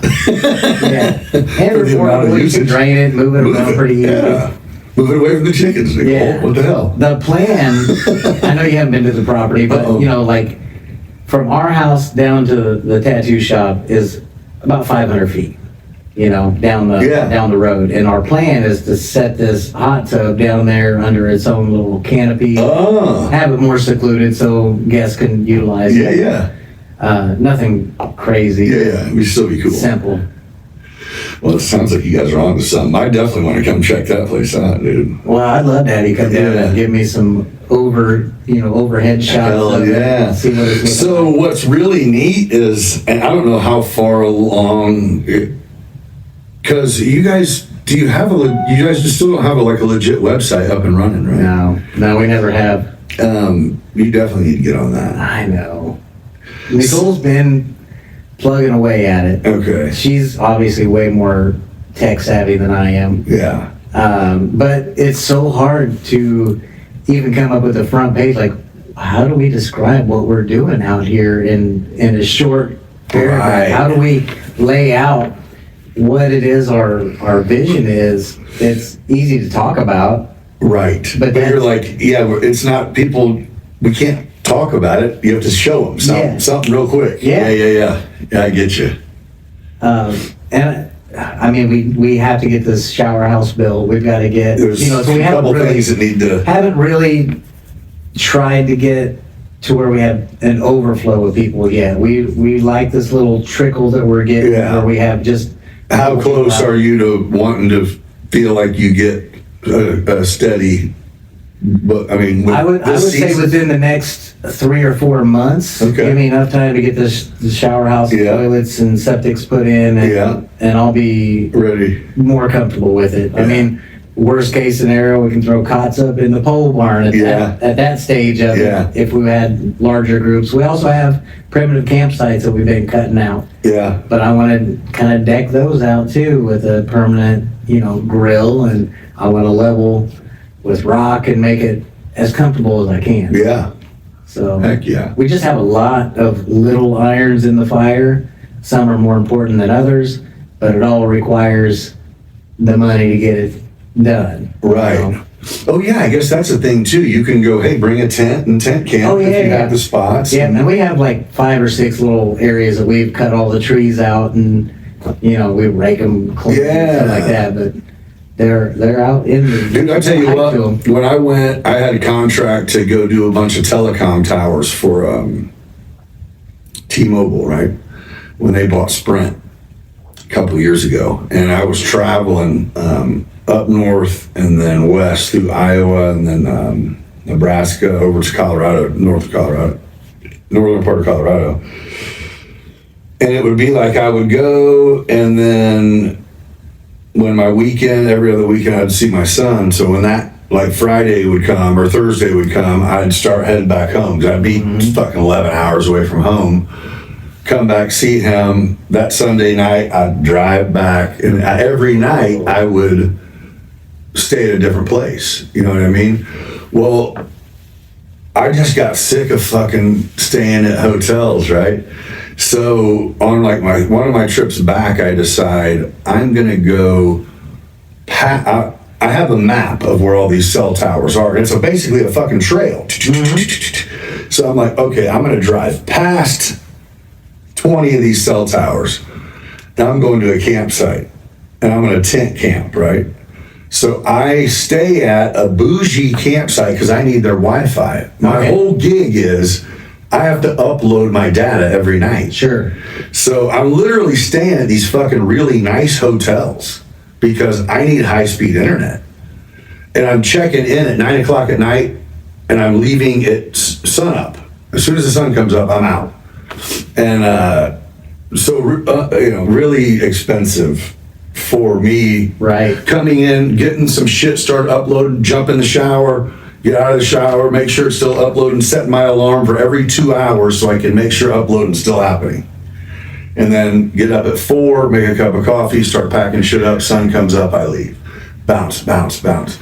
So I decided tent camp. That was the best fucking idea. I had like home base set up for a week and a half. Oh, it was perfect, dude. I left with the plan. I didn't pack any camping shit. I didn't have any.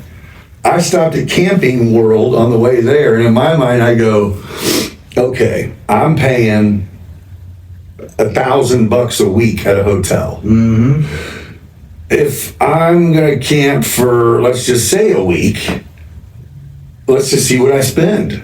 So I went in there and got a badass tent, dude. Way bigger than I needed. And everything, bro, everything. And it was like $400. You know what I mean? Yeah. And I stayed for 2 weeks. Went up to the place when I left because the owner of the camp came over like, dude, you got it set up here. I had like a separate tent that I shit at a shitter in. Yeah. Like I set it up, the little pop. So I go to leave, and the guy's like, I go, hey, you want this shit? And he's like, what? And I go, all this. And he goes, what do you mean? And I go, I mean, I'm not going to pack all this up. And I just wanted to save some money, and I literally, like, I stayed here for 2 weeks. And he said, I'm going to refund your campsite fee back. And I go, yeah, that'd be great. Whoa. So even Steven. And I go, he goes, yeah. So it was $45 a night for the camp fee, stayed for 2 weeks. I got that back.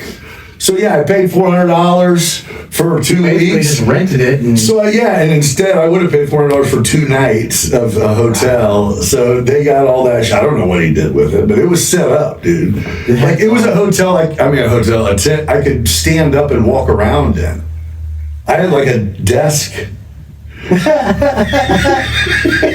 everything from Camping World. And Yeah, a queen air mattress. Mm-hmm. The drone was with me in there. He had like his little dog bed in there. I left everything, dude. Unbelievable. Yeah, I had rugs and shit. Would you do it again? Oh yeah. So when I went back the next time, I prepared and I packed for it and had like a cot and a pop-out tent that was normal and it was fun. It was cool. I enjoy it. I really like.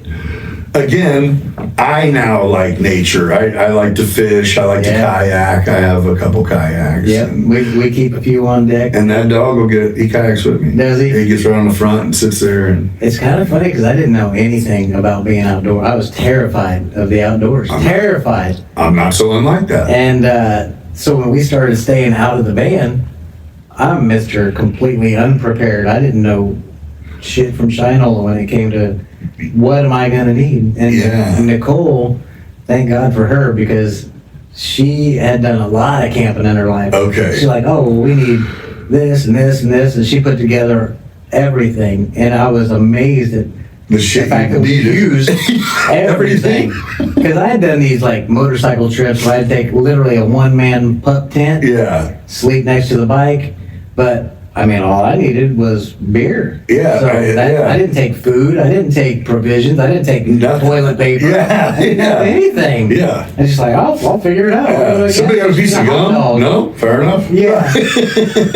So when we're actually like living out of this van and we have our whole, everything we cook, all of our food, She's all of busting our, pouches out of shit. You're like, it was awesome. we got wet wipes? Yeah, we could just pull over anywhere and just set up lunch. Yeah. Not having to stop and go out to eat for every meal. Right. She made it to where it was Livable. functional. Like Yeah. it felt like home. And we traveled with our dog. He Yeah. went everywhere on the road with it. He's got more miles under his ass than most Americans. Hell yeah. But it was a. So cool, I right? needed it in my life. And I can remember, she would take me to these national parks and I would really give her pushback. My mood, which I don't want to be here. I don't want to be here. I want to go somewhere else. For no reason other than my fear of the unknown, not knowing It's not comfort. oh, I can just stand here and enjoy looking at this mountain in front of me. I can enjoy looking at the lake that you brought me to. Like, Oh, yeah. you know what I mean? Like putting all of And my- then what? You'd stop pouting and be like, okay, yeah, I just like settle in and go, oh, holy shit. well, this is actually pretty relaxing. And then you have to go back and apologize for being, a grown Hey, ass well, what Italian it guy. be is you're just like, I don't even know what that was about. I didn't know what it was, other than it was I just haven't so been far here. removed from what Your my norm was. Growing up with my dad who didn't fish, didn't hunt, didn't do anything outside. And I can, like, we may have talked about it last night, but I can remember him saying things like, fishing and hunting is for people who don't know how to work. Right. So they have to know how to do that so they can eat. Oh, Right. you know how to work. You got skill. So you'll always be able to eat. Right. Whenever So, you know really, what I it's mean? like, that's fucking insane. It's the dumbest thing ever looking back. Like, so they don't have to work and they're still eating? You hear what you're saying? Right. Right. Yeah. It was such a stupid concept. I was single digits whenever he's telling me Yeah, this. it but I'm makes like, sense. Yeah. Can we go fishing? My cousin's Yeah. going fishing. Nah, you know how it works, You huh? don't know. We're hanging drywall. Oh, okay. Well, I guess. Teach you how to work so you can eat forever. I think that's what Jesus said, man. So I had a lot of bad programming to break down and remove in my life, and that's I'm grateful to my wife because she allowed me the space during all of those difficult. Isn't that crazy? We can laugh about it now, but it's like, what the? It's what kind of comical actual- looking back. What kind of T-shirts were you making back then? You know what I mean? Yeah. Like, what? Yeah. If you made first, your last. Like, what? Did you just? What were you Exactly. teaching us?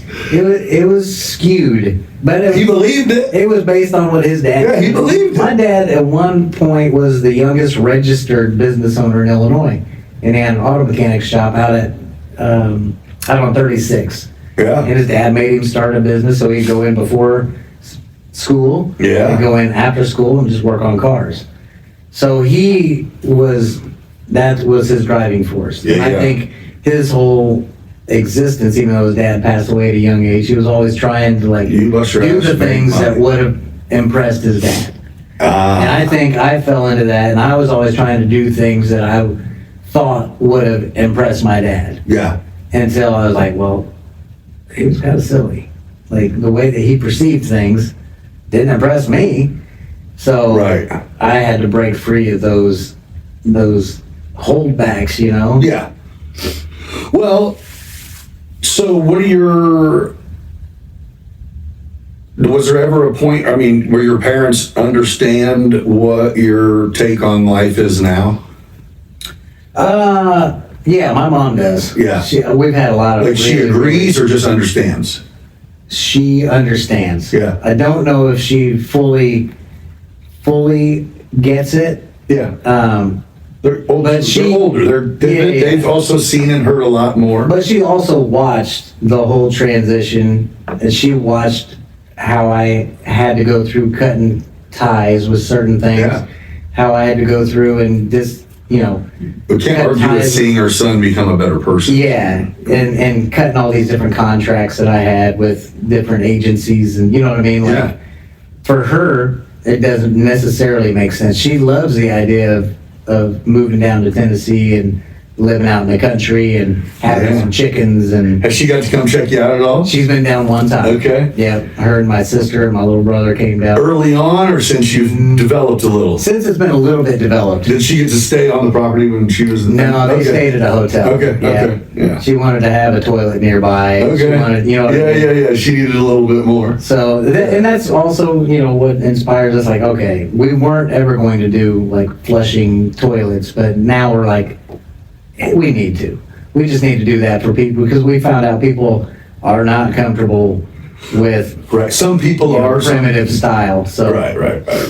um, Yeah, I guess it does. It we goes just want to both. make it more comfortable for people that are kind of In wanting between. to test the waters, but Yeah. not able to go. No, I guess good point. It's Yeah. like, yeah. I had a friend down last week, and he loves coming out. He's been down 5 or 6 times from Kewanee, Illinois. Uh-huh. He's a young guy, maybe 25. Okay. But every morning he gets up and goes up to Love's, which is like 10 minutes from us. Uh-huh. Showers, shit, Yeah, shave yeah. at Love's, and then he'll come back. You Yeah, know? he's like, I'm going on. But Yeah. the idea of like solar shower and compost toilet, he's like, nah, that's not for me. Do your thing, bro. Yeah. Yeah. So that's, yeah, I guess it's to each their own. But you have a good point towards like, well, we want you to be able to partake in this experience, and we don't want you to not be able to shit comfortably to make Right. it not come. Yeah, exactly. So, yeah, it's the least we can do. Is, Yep. Yeah. And we're unrestricted, unincorporated, so we just do it all on our own. We're not Yeah. asking permission, we're not filing permits and Yeah. You just like make that. it so, We hey, just make it happen. here's a picture of what we got. If this is good enough for you, then come Yep. shit here in the morning. Yep, exactly. That's the plan. Hopefully it'll work. Yeah, it will. It will. I think it's awesome, dude. Well, you guys got a cool thing. It'll be interesting. Was this the idea? The idea, I don't feel like And when we it's- talked very originally that it was like, we're going to build a fucking resort out here. I think originally I wanted to be living off grid and I wanted to offer a place where I could tattoo people and just have a place for them to stay when they come out. That all got accomplished pretty quickly. And then we're like, well, we have so much room. What else can we do? So then we're like, well, let's put up 4 cabins. Yeah. Let's do them different levels of off-grid. So we have intentions of having some that are a little bougier, some that have like indoor plumbing, some that are completely off-grid on rainwater collection, solar power, wood burning. Dude, that's genius, man. And that way people can like select how real you want to get, real bro. you want to get. How long do you want to stay and try this out? So can you hunt on your? I mean, Yeah, is there shit to hunt? we have tons of deer, tons of turkeys. So if someone came out, is there hunting season and stuff? There is, yeah. So if someone came out there and was like, hey man, I'm trying to come live off the land for a month and stay at your spot, is it doable? It would be, yeah. Yep. That kind of seems kind of cool. I mean, if people wanted to hunt. I mean, as you go hike through your property and Yeah, we currently have like carved out intentional. We have maybe a half a mile of walking trail just on the very front yeah, half up on top. And then it goes down into a ravine, and then we have a stream that cuts through there. okay, And then beyond that, there's nothing tapped into it. We've only tapped into maybe 4 acres okay, all so right, far. yeah. So we got 10 more that we're gonna work on yeah. You're like that's getting roads and trails and stuff. Yeah. But we can only do that stuff in the wintertime, the ticks and the bugs and the snakes and you know what I mean? Everything Hell gets to be yeah. so active in the summer, and it's so dense with leaves that you can't Yeah. see where you're at. You guys garden? We do. A lot of yeah.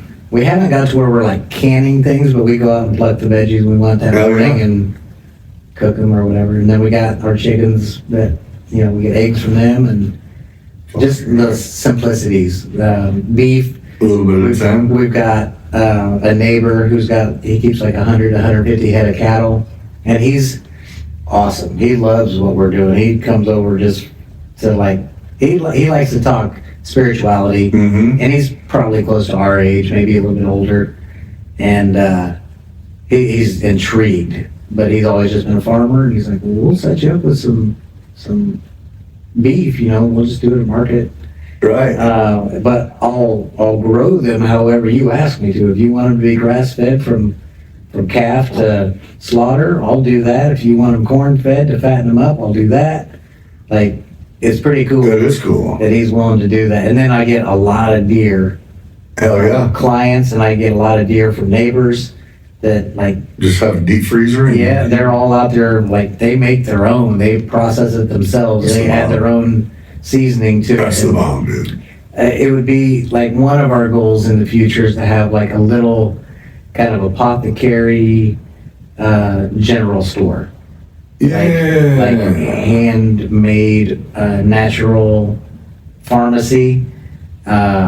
We'd like to have meat and cheeses and stuff that are Herbs sourced and- locally. Yeah. We would like to do the pole barn breakfasts and stuff like that with all locally sourced farm to table from around the area. That is really cool. Yeah. So these are all things that we have in the works now. Like these are the directions we want to go. Handmade soaps, shampoos, Yeah. toothpastes. I make my own deodorant. You do currently? Yeah. Yeah, I haven't used a store-bought deodorant in probably 3 years.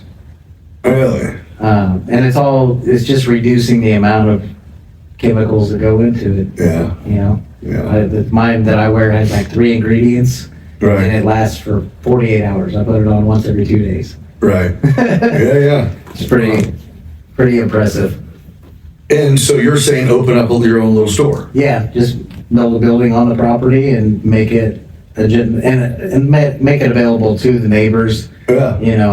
Put it out there. for And, super basics. dude, that's another one of the things. If you have a website, you can throw it on. Yeah, and there is a company that reached out to us out of Florida who are doing the farm to table, and they're like sending stuff out all over the U.S. and they've reached out and said, hey, if you got a need for our service, they gave me this whole list of groceries that they carry, which is just like all of your fruits and vegetables, but grown with no pesticides on it, no herbicides. It's all naturally grown.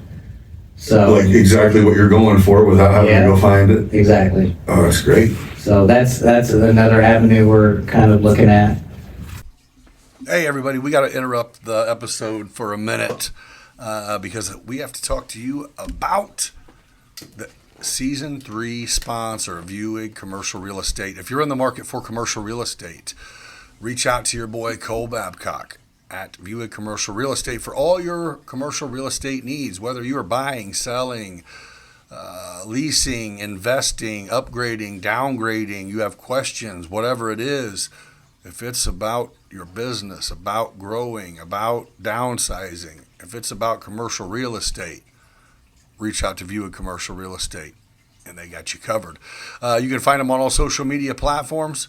You can also find them on viewigrealestate.com or hit them up on the phone, 217-450-8500.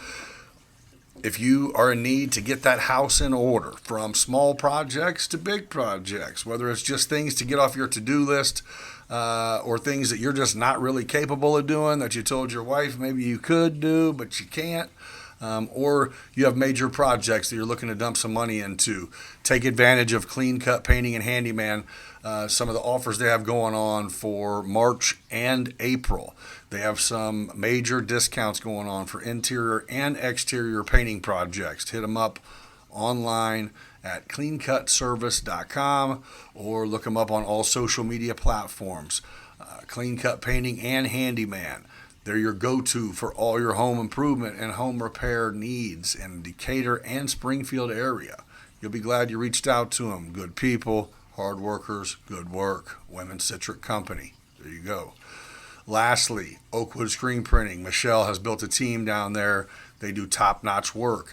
Now they are competing with anyone, anywhere by offering 15% off all orders ordered from anywhere. Go to oakwoodscreenprinting.com. Customize your order for your apparel with your design, your quantity, your quality, and she will ship it to you. Use promo code BB217 at checkout, and you will get an additional 15% off. There you go, Oakwood Screen Printing, custom apparel company. Don't snooze on this one.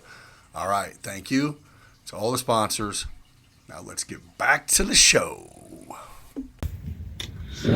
Sounds like you guys are, well, for you to say that we're on the same page and you don't have anything laid out, mapped out, you sure did just map something. Well, these have just been in the last couple of months. We're like, man, we need, like, people come out and they forget razors. People come out and they No shit. They're running down I'm the most toothbrush forgetting dude ever, exactly. bro. Like, but it would be cool if you could find somebody who made natural toothbrushes. You are you're right on the money. So there again, you just matter of fact, you go buy that shit because someone made it. Yeah. Even if you didn't forget. Yeah. Or do it more of a consignment, let people send it to us. Once we sell it, we'll send you a check or a donation from our ministry to you. Yeah. And that way it's non-taxable to them. No, you're right. That's a great idea, dude. So, it's kind of, again, one of them, where now that you say it, it's like, yeah, it's a no-brainer. Yeah.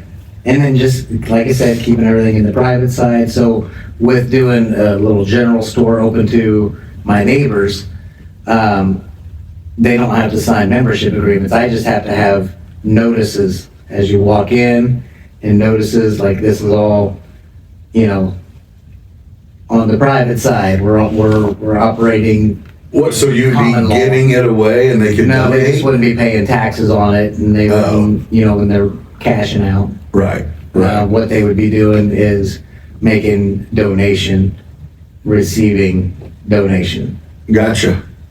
It's that simple. Yeah.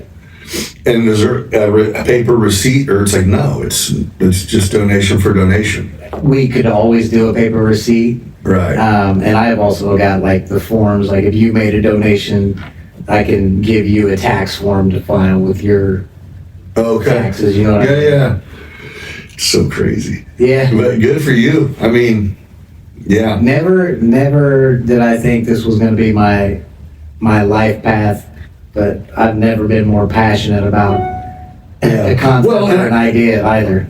Well, and I just think even aside from you figuring out how to do it without getting, without having 30% of what you're working towards taken. I mean, just the idea in general, dude, it's brilliant. Yeah. You guys are building something freaking amazing. And to go, hey, we're going to be living proof that you can do it, man. You don't have to wait till you retire and find it already. Yeah, I mean, we've, just as an example, like we went from... A lot of people, I think it's becoming more popular for people to see how much people hitting the outdoors when COVID hit made a lot of people see how much they don't need. Yeah. You know what I mean? No, I'm one of them. Simplicity did come. You know what I mean? And the amount, like, when I was in Decatur basically when I met Nicole. So I'm, let's say 40, 41, somewhere right around there. Yeah. And my outgoing expenditures for life, I was paying out every month about $13,000 in bills and loans and all this stuff. Right. Today, our cost to live is about $1,100. That's all we pay out in the course of a month to maintain everything that we have. Our power bill runs about $40 a month. Our water bill is your $12 to $16. Monthly expense is now your annual expense. Yeah. Isn't that wild? That's crazy. But I've never felt more free because I just don't have all the expense. Yeah, a lot, so unnecessary. Yep. Yeah. Yep. You don't miss any of it. Not one bit. You would Weight think so. lifted. Yeah, that's exactly what it feels like. Actually, when We feel like you have way more. Yeah, I definitely like just having the ability to take my dog on a walk, and we'll walk a half mile or a mile and never leave the property. We're just hanging tough. Like, that's enough for me. Yeah, like you said yesterday, you want to walk outside in your underwear with a cup of coffee, no one's out there. Yeah. You just see what the temperature was. It's when. Yep. Feels pretty good. That's just amazing, dude. Good for you. You got me. I really want to see this place. I seen the video, that Nicole posted. Get you scheduled. And it was like, that is just... Do you still have a camper? I know. So Rodney Powell from Robbie's? Yeah. Him and his wife purchased it. Okay.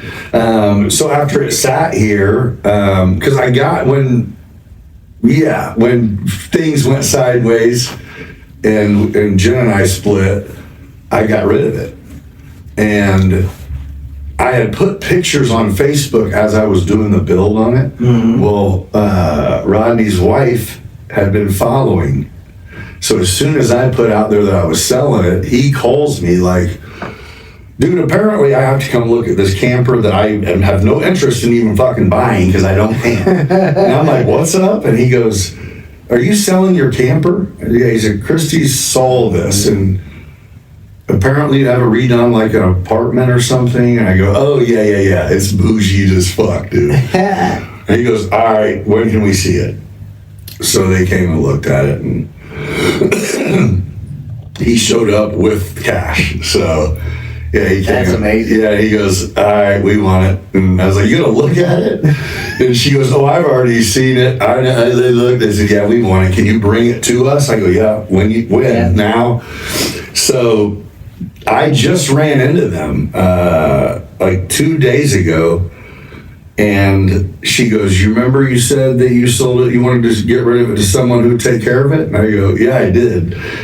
And she pulls out a video. They got a permanent home, seasonal permanent home for it in, I don't know, Shelbyville or Clinton.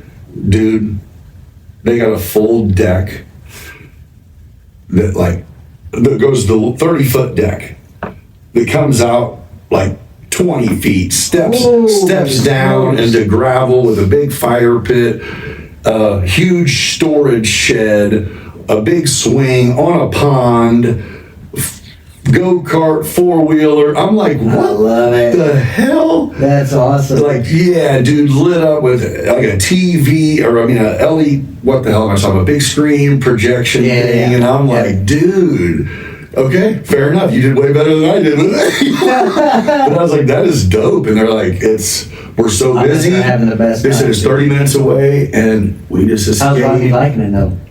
The camper? Yeah. Oh, they said we freaking love it. See? Because they said it's busy, and we can just escape. Yeah. And I go, do you? He goes, a month. 1 month is when we get to check in, because they're really busy right now. They're slammed. Downtown? Good. Yeah. He's like, it's one of the, they want to be busy, and then they're understaffed. They're a reservation place. Okay. People aren't big on, we're not a reservation town. Well, that's awesome. So, yeah, they end up getting slammed. And of course, they accommodate, but that ends up making it so, yeah. You were asking earlier about the van on the property. Oh, yeah. So that's a 1981 camper van, Dodge camper van, that has 24,000 miles on it. And a friend of mine, he's a tattooer, and he was out of Ohio at the time.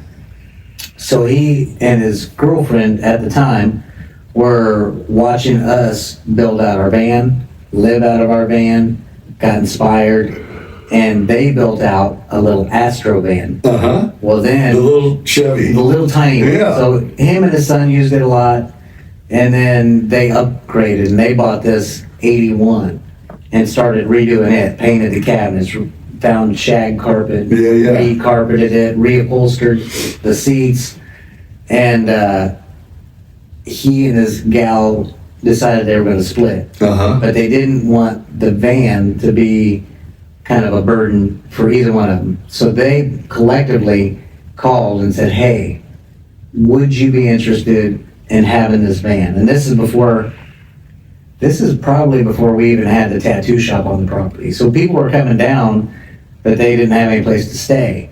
Sarah's coming to visit, but Yeah. going elsewhere. And, Yeah. So he says, if you can pay for the shipping, I'll send it out to you, no charge. You can just have it. You inspired us.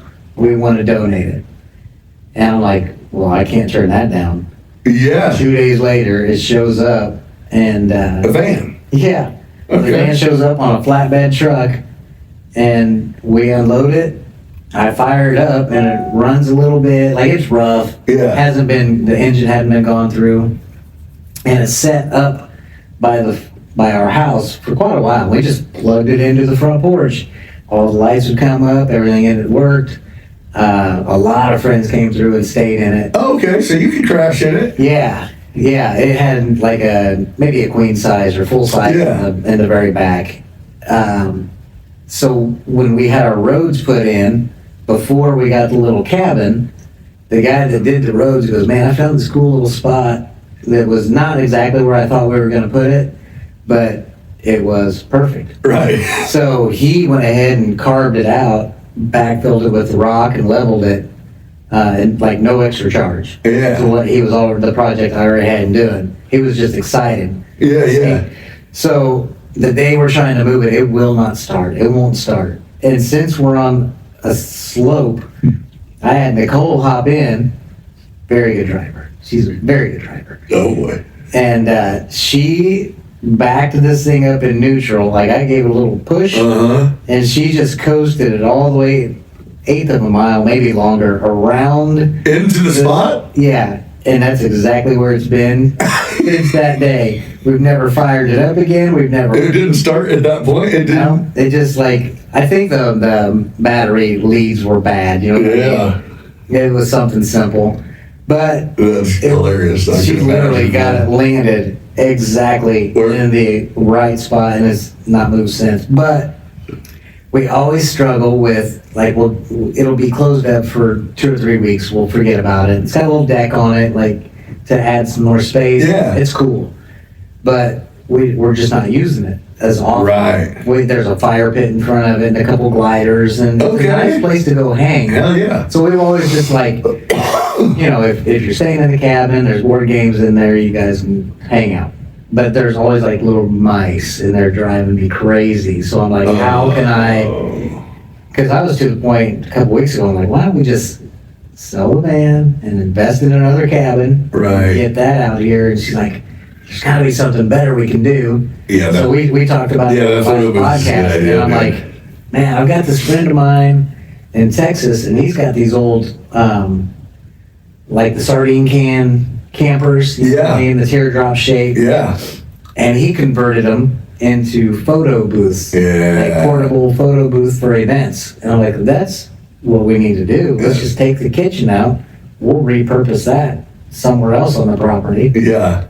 Build a wraparound bench, and then just stage the dash looking back with, you know, lights and a camera, and then set it up with a printer that just So easy. Yeah. Yeah. And as we do like wedding events and stuff, we'll get all the silly hats and costume stuff, boas, and make it available, you know, for people to use. So I think that's going to be our next plan, moving it back closer to.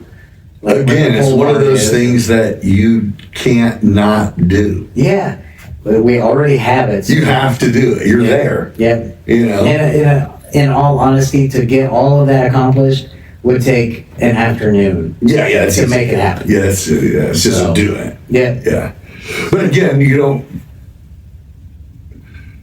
It's not necessary to put on a priority list until you make it so there's more people coming there to use it. So it's kind of like we do a lot of pictures in front of like the tattoo shop. Yeah. Yes, we do a lot of the TP thing was cool. TP. We have the main sign up front. A lot of people want to get a picture with the Whittington Homestead sign. Yeah. Which is awesome. That is cool. I love it. And that's how we've been doing most of the marketing, is just grassroots. Literally let the place speak for itself through the people that have experienced it. Yeah, it's really cool.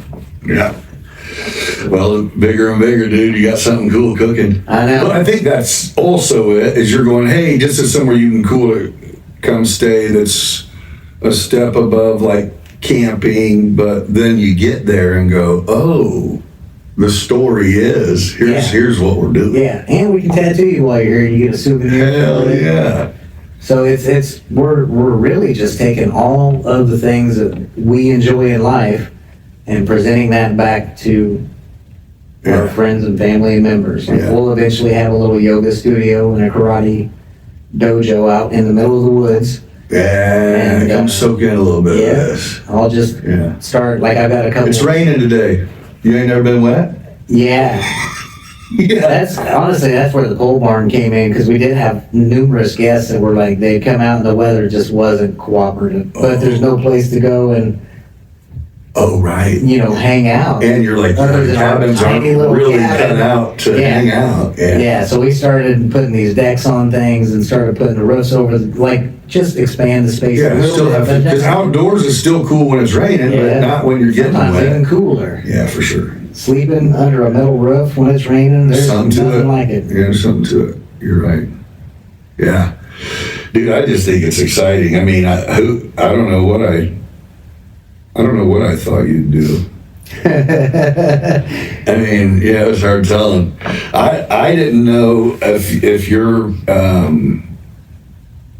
your path would end up being like famous tattoo artist type dude. And then for a while I was like, is he gonna get into this music thing pretty tough? I don't know why I thought that, because I seen you starting to get into it. Just honestly, I started trying to play guitar a little bit more because I was trying to figure out something to build a connection with my father-in-law. He and I didn't see eye to eye early in our relationship, and mine and Nicole's relationship, and he is an amazing guitar player. Mm-hmm. He's a rock and roller from way back. He's had a bunch of bands, Indicator, over the years, and I thought, okay, well, I can strum a little bit, so maybe if I get better at it, we'll have some kind of topic.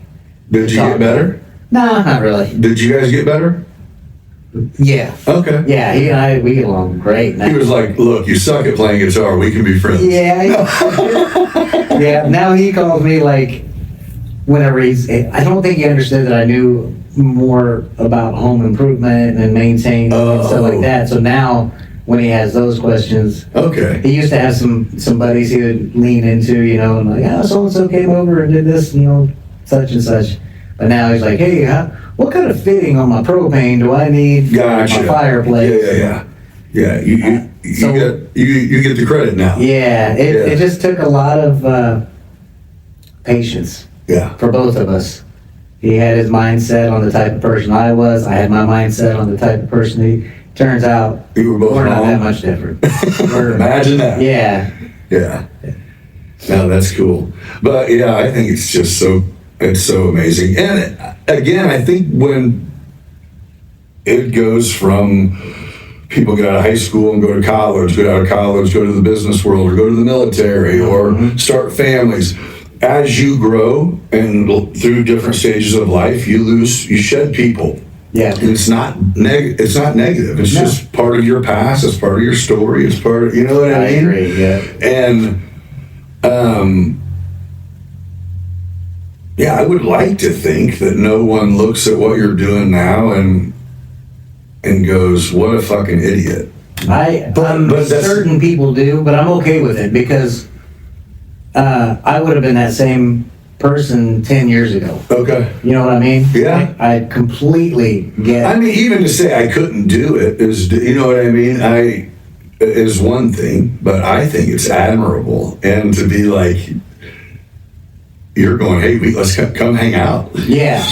And that's the thing, man. I really just want to share this to where people can see it in real life, in real time. Yeah. Not some hokey TikTok video of, somebody's influencer life. Like, this is a real thing that anybody can achieve if you set your intentions to live differently. Yeah. There's a whole nother spectrum of life out there hardly tapped into. Yeah. Not many people are doing it. There's not a lot of competition for this lifestyle. So Yeah. get in where you fit in, but try it out. Like, let me provide a place for you to try it and see. And that most people that come out are like, man, I could live in something like this. Like, there's no maintenance. This is easy. Well, even in the last 12 hours, that you've educated me on, I guess the lifelong training that we've just had on what our goal is supposed to be, even from when we're in school. It's you get taught to figure out what your next move is to become the most valuable so you can make the most money, to become the most successful, to buy the most shit, I guess. Yeah. I don't know. Exactly. That seems to be the course that we all get set on. Yeah. And it starts with public school, which is in the public side. Yeah. But you know what I mean? It's not really anybody's fault. It's just what it is. No, it's just part of the conditioning. Yeah, it's crazy. It shouldn't be. I know you don't pay attention that much on purpose, maybe, but our newest president, who's not really a politician, dude, there's some solid exposure happening currently. Yeah, that is crumbling the political world. Is it? Yeah, I just see people arguing on Facebook a little bit. It's gonna get real. It's gonna get real interesting. I mean, it's almost like. Who puts people in jail for stuff? What happens to people like this? I mean, it is just solid. I mean, decades of criminal activity going on. This is why we're in debt as a country. It's because we're crooked. Yep. And well, I mean, based on what I've come to know, on just structurally, how we're all set up. It's very obvious to me how crooked everything is. Just the fact that by way of coercion, we get convinced to contract into these different... But it took a couple IT tech nerds to be billionaires and go, hey, hold on. Hey, President, can I volunteer to show you something real quick? Yep. And in 24 hours, it was like $1.5 billion shown in losses. And they go, wait, what? And my take on that is the fact that I know it's a corporation. And I know we have a corporate guy at the head of it now. We've had politicians at the head of a corporation, but if you're going in to save a company, what's the first thing you do? You assess where your losses are at. So, and that's exactly what we're seeing happen now. I think his exact statement was like, these aren't hidden. These are common sense. Yeah. These aren't even like, let's dig. Yeah. It's that everyone that has been in office has been told, don't fucking pay attention to this. Pay attention to all that shit. Yeah. And it's like, wait, forever? Busy. Yeah. Since Kennedy got shot off the back of that car. Yeah. That's since when? Well, I mean, the whole political spectrum changed so much, even going back to 1933. That's when a lot of these statutes were imposed. When they removed the gold standard, they had to create a way to keep money coming in. So you take somebody who is a fisherman and you create a license for it. Well, now you get a license fee. Well, then you take somebody who's a truck driver and you impose a fee for them to be on the roads. Well, if it works for a truck driver, that's got to work for everybody. If you just tell them that they have to have a license, they have to pay to get the license, they have to pay. You're sure, right? There's a license for everything. Everything. There's, you know what I mean? Like all these things that we used to do because they were the work of our hands are now taxed by the government, who gives you the privilege of doing it because you forgot that you had the right to do it. Huh. Annual renewable license. Yep. And then if you sidestep any of those terms and conditions, well, now we can revoke your right, or you can pay to reinstate. You can pay to reinstate it. So now you're creating money that way as well. It's a really messed up system, keeping everybody in line through the way of like reward and correction, reward, correction. Yeah. But it's all yeah. De facto. None of it is still de jure. They flipped the whole police system on the people. They're not protecting the people. They're everything's. You know what I mean? They use that. You know what a copyright law? Are you familiar with it? Like if you own a company and somebody else tries to use your name to monetize off of it. Right. This is what happens every time you get a citation on the side of the road. The state takes your name because you haven't claimed it. It's just given to you. And they say, okay, well, you owe $50. They just created $50 on your name that you have to pay the state. Now they made you not the beneficiary of that name, but the trustee of the name. And they turn themselves into the beneficiary of your name because you've never taken time to realize you own the rights to the name. They own the privilege to it. You own the rights. But they'll come get you and you're going, hey, I never claimed that name. Yep. But they'll still come get you.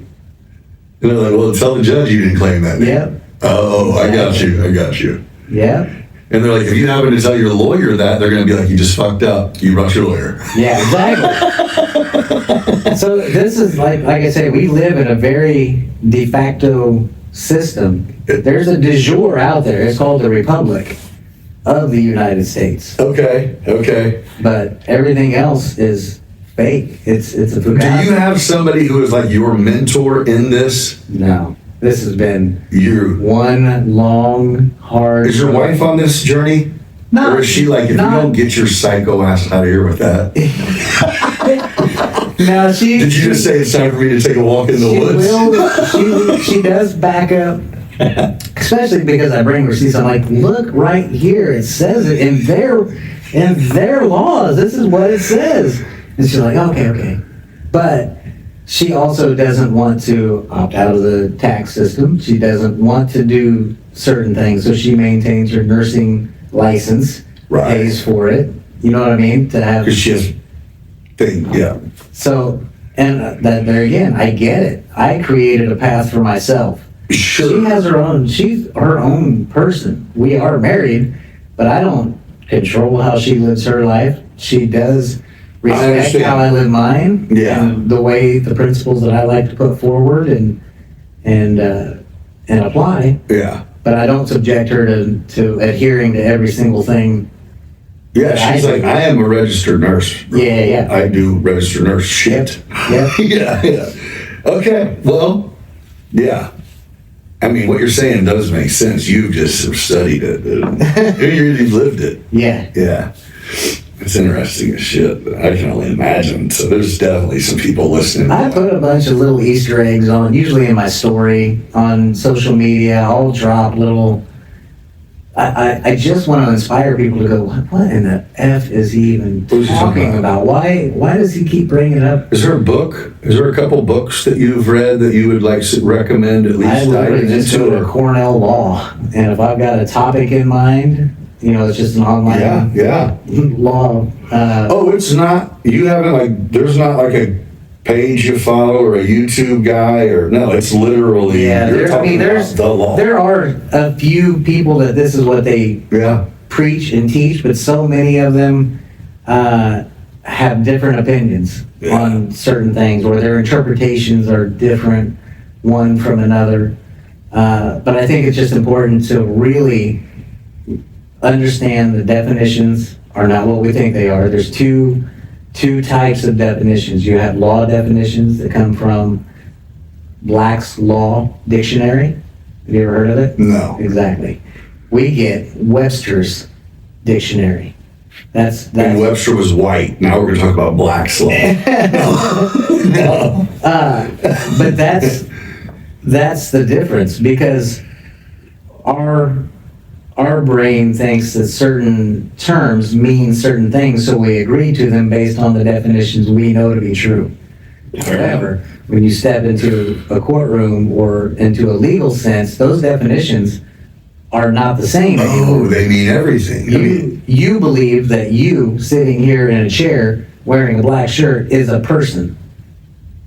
Because you means me, sitting in a chair. The term person, we think, means is a noun, human being. That is not what it is in law. A person in law is a franchise, corporation. Oh fuck. So when you're reading contracts, person A is your ens legis. It's your corporate person, your fictional person. It's a franchise. Yeah. The living man, and there's only living man and living woman that have rights under constitutional and common law. Everything else is offered privileges that can be bought or revoked. Period. But that's just one definition that skews us from understanding when you go into court what's actually being said. I love reading contract law. It's one of my favorite things to dive into. It's so silly, but it is what drives the entirety of the world. Right. Is contracts. I mean, there's 100% chance as you grow the community that you're going to build there, that you're going to get challenged. Oh, I hope so. Yeah. There's a 100% chance. Well, I'm going to court in 2 weeks to stand pro se. So I'll be standing for myself to challenge jurisdiction because of a citation I got for, I have a driver's license, but I don't have to present the license. I have a passport that I present, and I have insurance, and I could register my truck, but I'm so firm on the fact that constitutionally I don't have to register my truck. So I've got expired tags on it. And I'm just going to go in and present the facts. And we'll see how it goes. Okay. Like, they may want to make an example of me and, throw the book at me, so to speak. Or I'm going to know my facts so well that they just dismiss it. Yeah, I just didn't know is it like one of those deals where if you are on this state's roadway, then you have to abide by these certain You know what I mean? Because the governments don't own roadways. Is that right? No. I know they don't own airspace in certain locations, but I didn't know how roadways work. Roadways are owned by the people. Okay, That's fair enough. The republic. Yeah. So everybody's entitled to use them. Yeah. The idea of If you put fuel in your car and pay tax, you're right, it's ours. The registrations, when you go back and research, like, where did the registration come from? When did they start putting these out? Yeah. When did they start taking? It should go higher every year. Those were originally designed as an anti-theft prevention program. So everybody, like, if you register your car, it's going to be easier to find it if somebody steals it. So you want to register it. Well, then that turns into basically racketeering. Just keeping tabs on your address. You have police that come up and say, "Where's your insurance and your registration?" There's two items that they want you to pay for their protection that are other corporations. So you got one corporation telling you, you have to buy into this corporation and this corporation to operate. And if you don't, but is that not the exact same thing the mob gets in trouble for with the RICO Act and racketeering?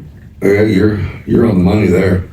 So when you present that to the courts, who are bound by the supreme law of the land, every officer, every lawyer, every judge must take an oath to the Constitution. If they don't uphold it, well, then they're subject to be countersued.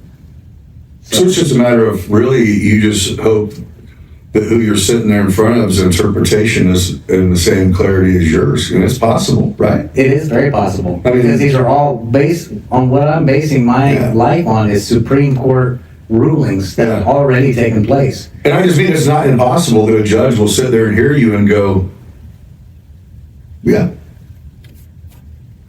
Because I believe that judges are not necessarily pro anybody. You know what I mean? The only thing I could say in the downside to the position of a judge is that they are intended to be a disinterested third party, the party of fact. Oh, yeah, I guess they're definitely. But the way that their retirements are funded is through guilty verdicts. Because that brings money into the court system like a bank. And that gets deferred into the retirement funds of everybody that works for the court systems. So that it is not as much of a disinterested party as you would hope. What the? That's insane. That's insane. And it may not be true in every single county, but I'm pretty certain. That is fucking insane. So I'll put that. I would have way rather on have not known and just thought like what I thought. Yeah. But I mean, who else would fund it? You know what I'm saying? I would like to think that there was a person sitting there who would look at a state's attorney and go, are you not hearing this shit that just made sense? You know what I mean? Mm-hmm. To go, I get it. We're all reading the same thing and that shit made sense. Dismissed. Right. Sorry. You could appeal it if you want, but someone else is going to hear it too. Yeah. But maybe I'm wrong. Yeah. They might also look at you and go, twist it however you want. Right? Yeah, and I would expect that would be the $160 fine or show proof. Right. And then at that point where you go, well, here, I got it. And then they'll go, you were just being a dick? Or is it like, no, we'll get back to you on that fine that you're given because I'm not claiming to be that entity. Right. Okay.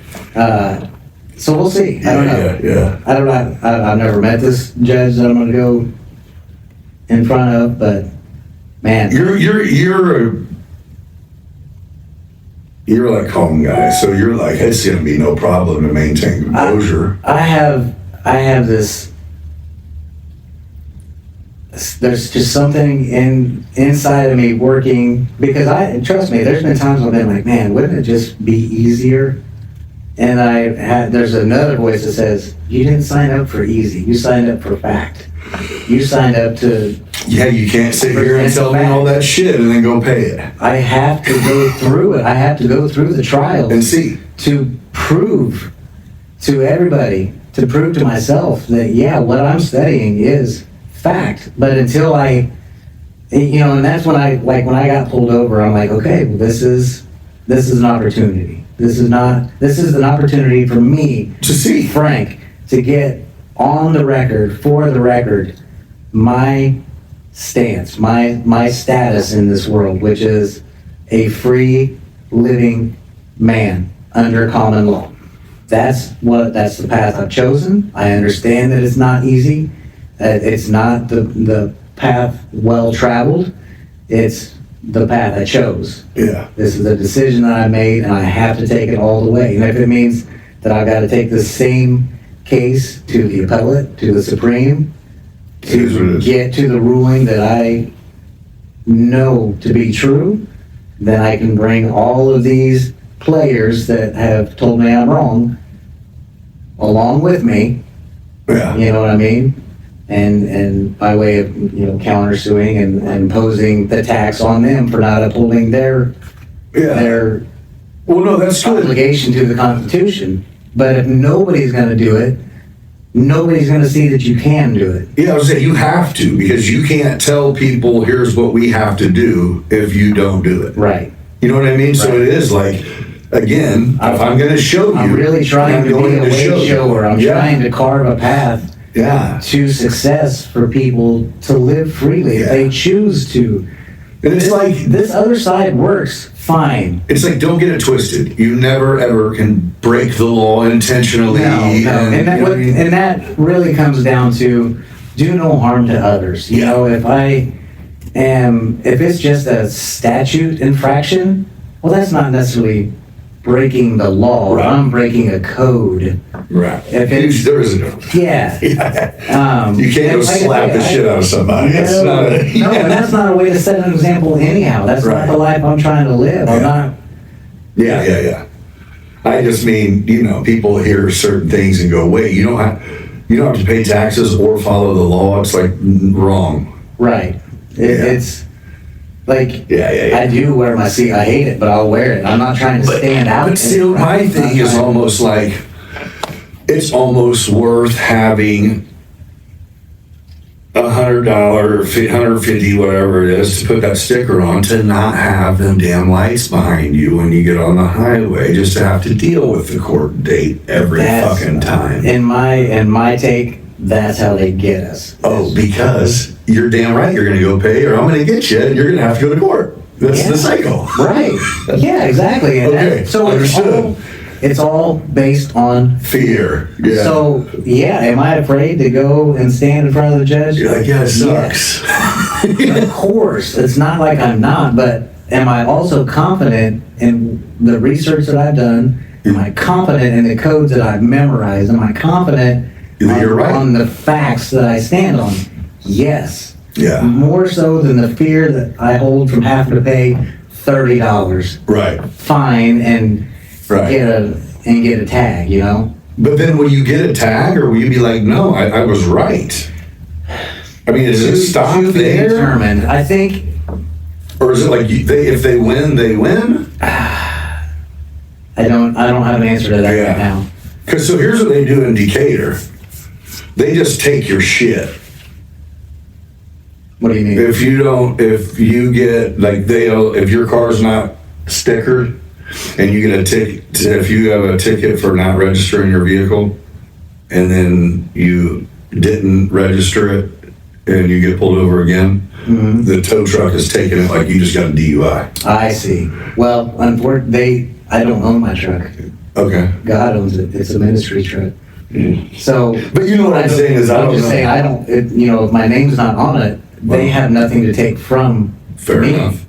And that's the whole point of owning nothing. There's nothing to be taken. Oh, so you're like, it's a whole new thing. Yeah, It's a there whole is. other ballgame. It doesn't. The ability to remove anything from me doesn't exist because I already removed it from myself. Because I don't have anything, because I'm just, I don't have any. I I'm not took even- a vow of poverty. I don't own anything. yeah. This guy. I love it. Dude, this is great. Just things to think about. Yeah, that is, dude. I mean, best case scenario, they just dismiss it and I just walk out and nobody knows the difference. You know what I mean? I don't, once I have presented my case to the prosecuting attorney, which I'll, hand over to him before the day even starts. Let's see if he can just see what I've got going on, what I'm planning, because I've got 8 Supreme Court cases in my favor. I've got my claim to. so you're like, if you want to just nix this shit and we get out of here. We'll just call it a day. Yeah. I won't even collect my fees for you making me do all this work and come in and take time out of my day to, deal with this frivolous case. This is just, Right. you're in the wrong jurisdiction. So I'm proving to you I don't live under your jurisdiction. That's it. Bam. Bam. What is that? The 19th. All right, that's gonna be good. I don't know. Like I said, I do get butterflies. I do the internal battle of wouldn't it just be easier? Wouldn't it be? Of course it would be. Because But stop then I'm being just complying, you know what I mean? And I'm not living up to what I'm telling people is possible. I have to do it. Yeah. I can't lead from the back. Right. I can't lead from behind and say, you go try it. Right. No, that's not me. I've never been that person. So kind of, this is kind of unrelated, but a story. So I get by 2 tickets, because it's been 2 years ago, I get 2 tickets in the same day, right, driving, for being on a, driving while operating an electronic device. Okay. So I have in my vehicle the same thing the cops have in their vehicle, the RAM mount laptop thing. Yep. And I'm on the highway. I just left the job site. I'm uploading some shit, and I feel it. You know what I mean? I feel someone rolling right beside me on the highway. I look over, and it's a trooper, and he looks over, and I'm like, he falls back. He lights me up. I take the exit, pull out. He walks up like, "What's up, man?" And he comes to the passenger side. I was like, "Yeah." And he's like, the tags are in the company name, and he goes, "So you drone?" And I go, "Yeah." And he's like, "Where are you coming from?" I told him what I was doing. And we small talked for a minute, and he goes, "Well, yeah, you definitely know you can't be on the computer." And I go, "How'd you know that I had a drone company?" And he goes, "Your license plate was registered to a drone company." And I go, "You were on your computer." Well, that's my job. He said, "Yeah, I'm allowed to be on my computer." Basically, he said it. I'm allowed to. I go, "Are you really?" He goes, "Yeah." Yeah. I go, "Okay, well, fair enough." I go, "Yeah, I can't say I wasn't, so yep." I go, "But, come on, man." And he goes, "Dude, I can't give you a seatbelt ticket." I go, "I was actually going to just say, can you give me a warning?" Yeah. And he goes, "Funny story." The dude was cool. He said, "So, here's how this works." And I don't even know why he told me this, but he goes, "So a couple months ago, we started having to, when I pull you over, I have to call in, when I call in your place and tell them why I'm pulling you over. And they automatically know the ticket I have to write you." So there's nothing else that can happen. Interesting. And I'm like, "Well, you can't," like, he goes, "Yeah, that's it. There's no other way this can go, even if we're cool. I think you're cool. You've sat here and educated me on what to do with the drone that they gave us, and I don't even know what the fuck to do with it. But I can," I go, "It's cool, but you can let me fucking get going and give me this ticket." Now I'm joking with him and shit, but yeah, the guy was cool. So I get back on the highway, hour and a half later, pull into Decatur, fucking get lit up again, pull over. The cop comes up and he's like, I know it was the sheriff actually. I was right after I exited into Decatur. He comes up and he's like, I don't even let him say anything. He leans down into the window and I was like, "Man, what's up, dude?" And he goes, "Excuse me?" And I said, "You got me. Remember, you got me already." he goes, wait, what's that? And he goes, this is from today. I go, yeah, you got me, remember? And he goes, you got this for being on your computer already today? And I go, yeah. And he goes, that's why I pulled you over. I go, I know. Since you guys gave me a ticket, he said I'm allowed to be on it all day.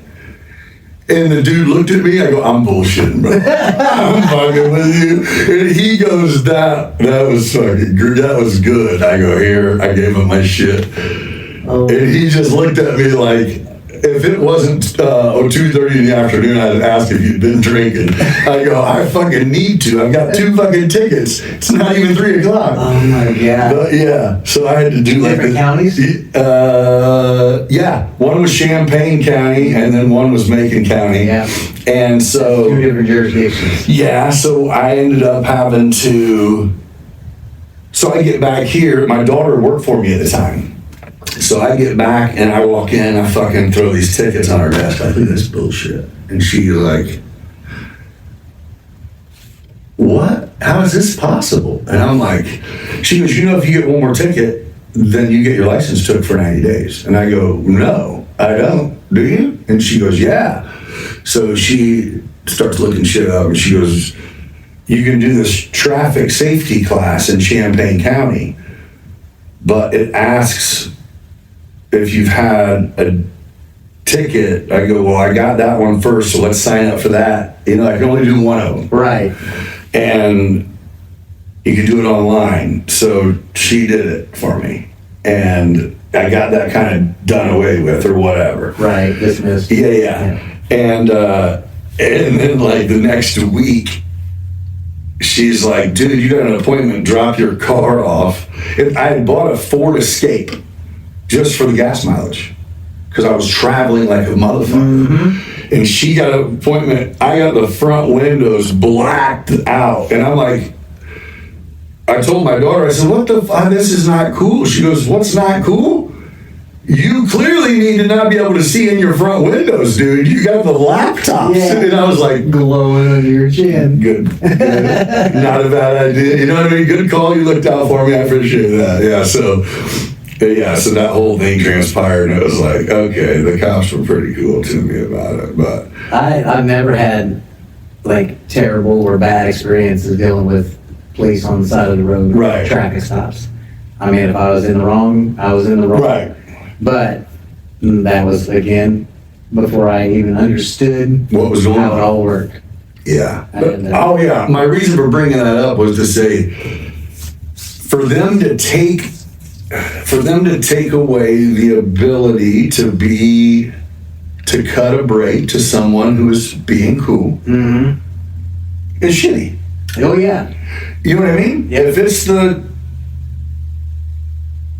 I don't know. I just think, if it's the dude who's being nice or the cute girl or whatever, you earned that break or that warning. You should let them do that. Let them be human. So now before they even get out of their... Why did you not issue the ticket for the law they broke that you told us about? That's why you're making the stop and we're telling you whose vehicle it is. Right. You know what I mean? It's like you just automatically, this is what has to happen. And it's like, that's bullshit. I think, or I don't know. I've taken away discretion, but then again, I guess probably discretion is abused because fucking sick, the 5% of sick cops that want their dick sucked, or whatever, sick, stupid shit, whatever. But yeah, it was like, this trooper was kind of saying, it's kind of fucked up, you know what I mean? I can't. I used to be able to just be like, they know I pulled you over, I gotta give you a warning, but I can't do shit, dude. I have to. They're cracking down because people crash when they fucking are watching TV while they're driving. I feel you. Yeah. For the record, I used to be a terrible text and driver. Right. When texting got popular, I'd Illinois to Florida text the whole time. Yeah. Today, man, I don't even touch my phone. I have it up there for my navigation. Right. I have a stereo in my truck, so it's just I listen to podcasts through my phone. That's it. Yeah. But if I get messages or calls, let's just wait until I get stopped. I got no intention of. I remember being with someone and it was one of them where you're driving and it goes from like 65 to 40 when you pull into a small town, and we got absolutely just slammed into the back, and jump out of the car, no one got hurt. Jump out of the car and look, and it was a teenage kid, and it was like, he looked terrified, not hurt, and I'm like, "You're on your fucking phone?" He's like, I'm sorry. And I was like, "Oh, bro, come on, man. I'm not even mad." But I can't even believe they haven't made like some type of way that you can't they disable operate your phone while you're or disable the texting. Elon's doing that shit, bro. Yeah, they know when it's moving. Yeah, no shit. They have the things that you can sign up for, like, "I'm driving now, I'll text you back later." You know what I mean? Like those little. Well, and so in my truck, you can't like pair a device While you're moving. Well, you know what I mean? So The technology's there. no doubt. Yeah. And people should just take more consideration also. Like make that part of the driving course. Like put your phone away. Do not be on your Distracted, phone man. when you're driving. That's what's gonna push. That's people say, "Oh, I'm not gonna do the autonomous cars. I'd never do that. I don't trust. I don't trust. Self-driving cars. I don't trust that shit." It's like, okay, that sounds good. Let's give it 5 years of driving statistics and let's see what happens. The next 5 years of drivers and how distracted they are. Yeah. And we'll see if everyone has the same thoughts. You know what I mean? Yeah. You get crowded places that are going to start having to where you'll have there's windshields on screens. Remember how the old Jaguars used to have the projectors? You could see how fast you were going in miles per hour back in the day. Yeah. Well, you're going to start having interactive windshields of Facebook and Instagram and shit like that. Probably. You know what I mean? To where, And and they already have the glasses that you can put on that they've made now to where you can boom, boom, boom, boom. Yeah, Zuckerberg just came out with it. that's a little beyond where I want to be in life. So I'm going, you guys that's how they're going to put it into self-driving cars, is we're going to have such insane crash rates from people distracted that we're not going to understand it because we're not where they're driving and crashing at. Mm-hmm. You know what I mean? Yeah. But when we go there, we're going to be like, what in the actual fuck is going on? I'm going to take the train. Is there a train? Have you been seeing that our magnetic north is moving right now? Yeah. What is that Like about? that is going to throw off Everything. all GPS. Yeah. I wouldn't be surprised if, and I don't know much about like these plane crashes we've had Yeah, that is currently is throwing off. right now. No, I mean, like, so in the drone world, right? Mm-hmm. So we do GNS and RTK calibrations for, like precision measurement for mapping, okay? And like, so the GPS to RTK measurement is usually fairly close, within 6 inches a lot of times. That's pretty close. And within 6 inches. And in the last maybe, since winter, so let's say from fall till now, it's went to like within like 5 feet of accuracy. We're talking, it used to be within, if I took off from this tabletop, I could fly 10-mile radius and it would come back without me doing anything and land on this tabletop. It might land on this side or that side. Now, if I took off from this rug, if I took off from this room, it might land back in this room. No kids. Yeah. So that's it's definitely moving its axis. It has been for a while. So Now it's a couple drone nerds. That's what they're saying. It's the I don't know anything about it. But how does that work? Like in our vehicles? How does that work in planes? How does that work in helicopters? That's why the planes are. It's something to consider, anyhow. Yeah. But we sure do. We're like keep putting shit up there though, bro. We got some stuff. We got a bunch of. It's like a salvage yard up there. I'm pretty sure it's like a salvage yard up there. Yeah. As long as we got high speed, we're all good though. High speed, baby. Dude, I don't have high speed. I've got an internet service that we can run one device at a time on it. That's it. And it's the highest speed we can get at where we're at, other than like Starlink, which... Do you have Starlink? No. No, you're saying... We have... You're like, we have one bar link. Yeah. Yeah. We had to get a landline phone to get this internet hooked up. So, oh yeah, there you go. True story. Okay, so if someone's like, hey, will you ever accommodate that? Or you're like, no, we are not, that's not how we're rolling. We have our movie night will be a DVD, if anything. That's exactly right. Our idea is for people to come out and disconnect from the device so they can reconnect with nature. For sure. So there are certain things that I have to have internet for, just like printing. Yeah. From, my iPad to the printer or whatever. Sure. But other than that, that's the only thing. And well, you guys do a podcast, so it's nice to be able to upload that. She uploads from her data. Like, it's faster to do it that way than trying to use our internet. Okay. We have to, like, if we want to stream a show on Netflix on the iPad, we have to turn our phones off. You're better to just download it to the iPad. And that's what we tell people to do. Like, if you're coming out and you require a device with entertainment, download it before you get here. Yeah. Require music, movies. Put that shit on your device. Put it on your device before you get here. Yeah. But we have pretty good cell service because they just put a tower 5 miles from us or so. Well, I mean, you guys got a radio with some stations or some CDs or... Yeah, we got... Well, you're like, no, you can always just listen. Yeah. Out in the pole barn, we put a little Bluetooth stereo out there, so you can get some racket going if you need it. You can always just listen. Yeah. It's pretty calming just listening. Yeah. I'm excited for you, man. Happy for you. So you own nothing here anymore, huh? You're like, I own nothing nowhere. Did you not hear? No. Yeah. No, but I mean, it's taken a while to get, like, you still gotta broke free from here. All the names over and all that kind of stuff. But you mean Indicator? Uh-huh. Yeah, I don't own anything here. No.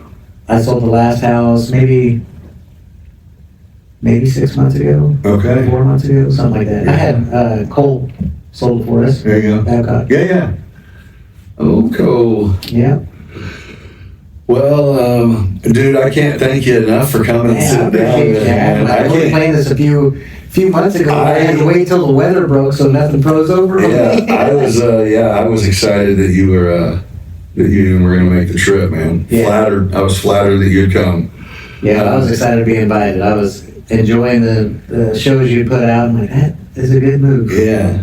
Your episode is actually going to be the wrap up to the third season, which I don't know what the plan was for it, but I just started pumping these suckers out. Yeah, it's been fun. You're doing what, 2 a week, roughly? Yeah, so every 5 days. Originally, I was just boom, boom, boom, boom, boom. But the schedule is not a set day, just every 5 days, a new one comes out. So yeah, on ours we were trying to do 1 week, and then we're like,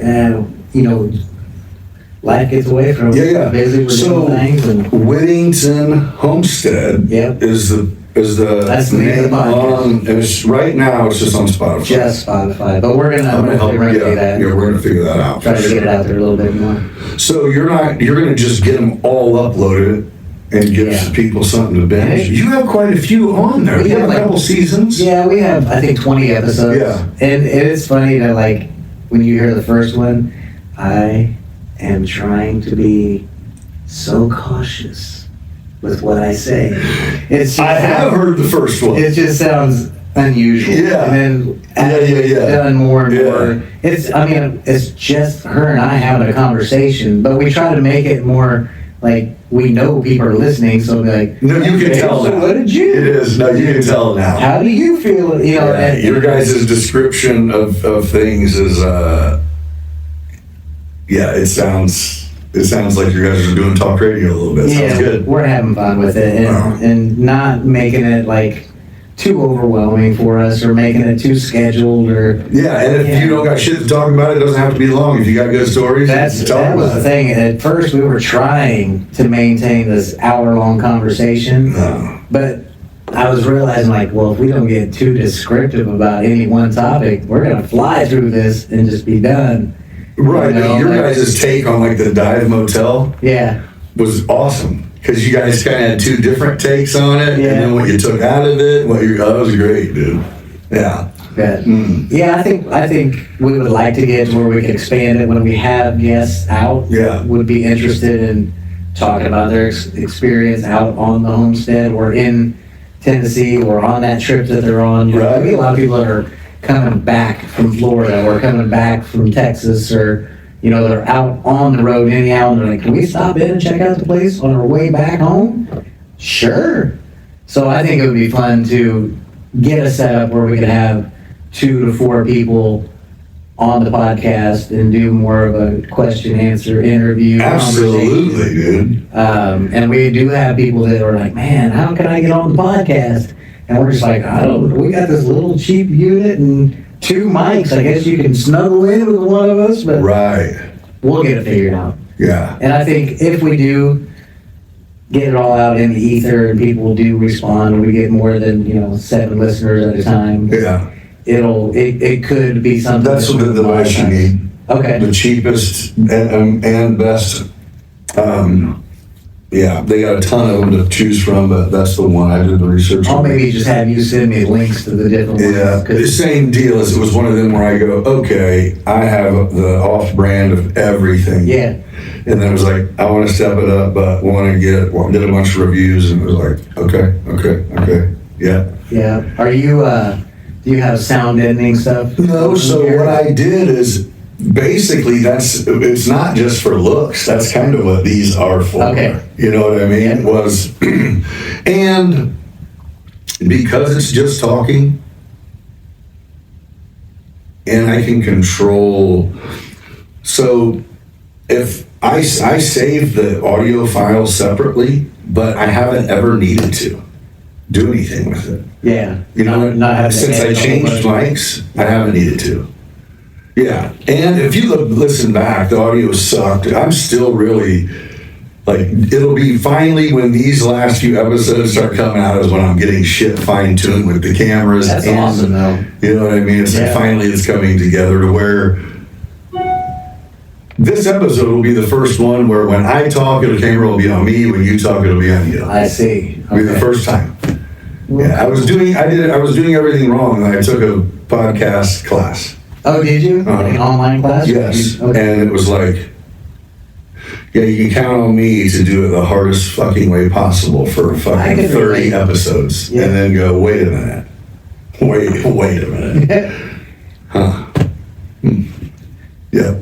Okay. This is way easier. Well, I'm gonna take some notes while I'm here anyhow, so hopefully we can improve on how we do our podcast. Yeah. But yeah, you guys got something good. I think that's what I was just going to say is that's really would be a key way to have people stop through because, there's a lot of people that are like YouTubers and shit that like to come visit places. Sure. And it's kind of you can be you don't have to want to be a TikToker vlogger to be like, oh, you guys can come check this out. Yep. And we've had some, like the video you checked out on, that was made by a friend of ours that came out and visited. And most of the videos that we've ever posted, like Nicole's getting better at taking time to put reels and stuff. Yeah, that's where it's at, dude. I don't enjoy doing it. I feel like I'm already locked onto my phone with enough messages, tattoo inquiries,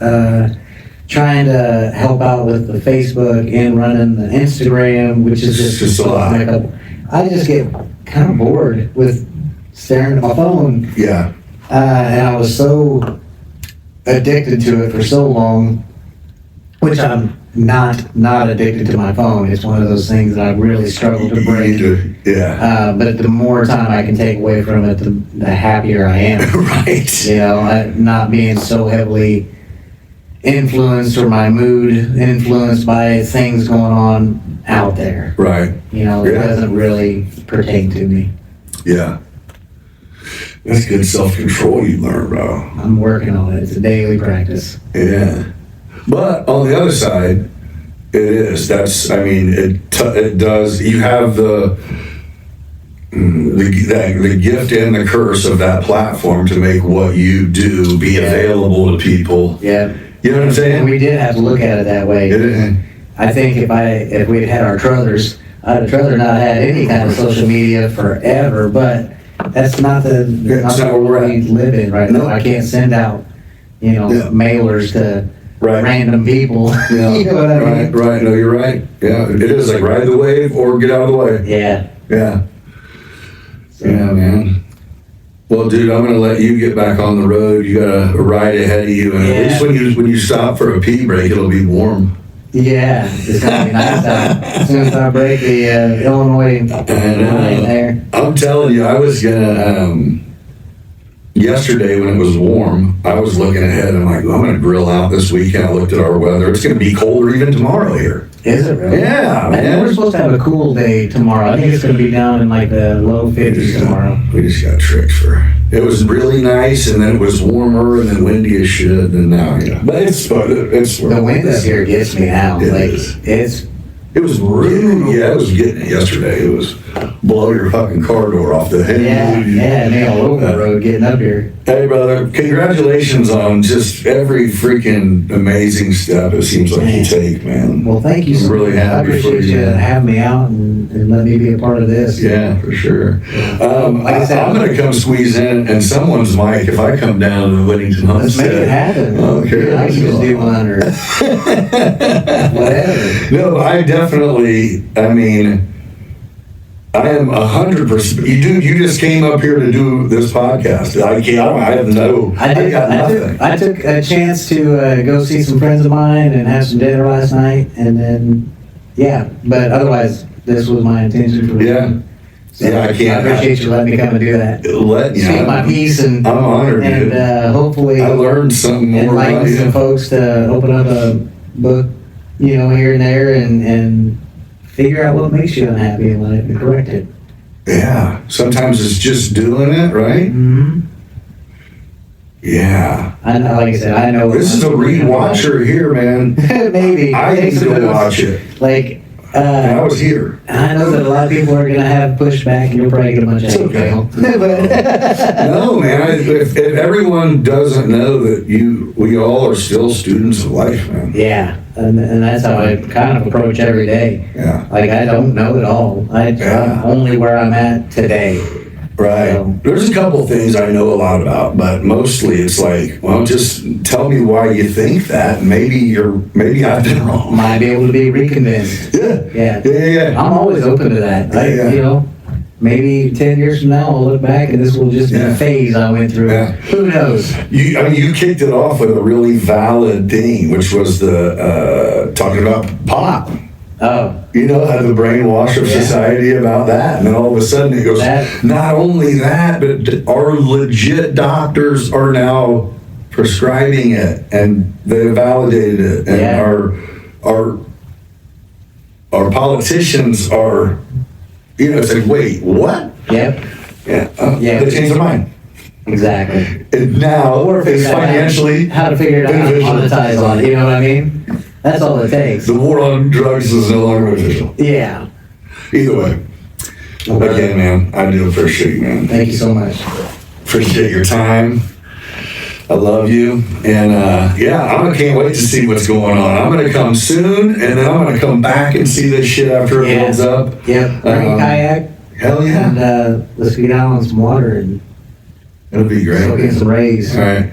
Hey, you guys, thank you for joining me on this one. Hey, if you didn't like any of the stuff that he said, tell your person, don't tell me. I don't care about this shit, bro. Hey, but if you guys want to dig in and see what he's got going on, Is it, you guys, you have your own Facebook page, it's not just your personal page, right? Your Facebook Yeah, I don't have a personal page. It's just Whittington Homestead on Facebook, yeah. And they also have their podcast on Spotify, but yeah, everything, you'll see some of the clips that they have of the homestead that they've created in Tennessee, which is looking pretty freaking cool.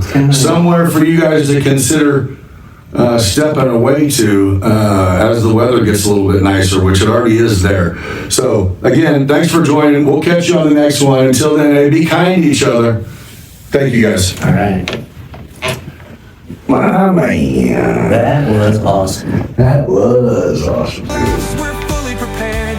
Brought to you by Buick Real Estate. Let's dive deep. It's gonna be great. So grab a seat. Don't miss the ride. Beyond Business with Nick. Let's take it in stride. Join the conversation, let's make it last. With stories and insights, we're having a blast.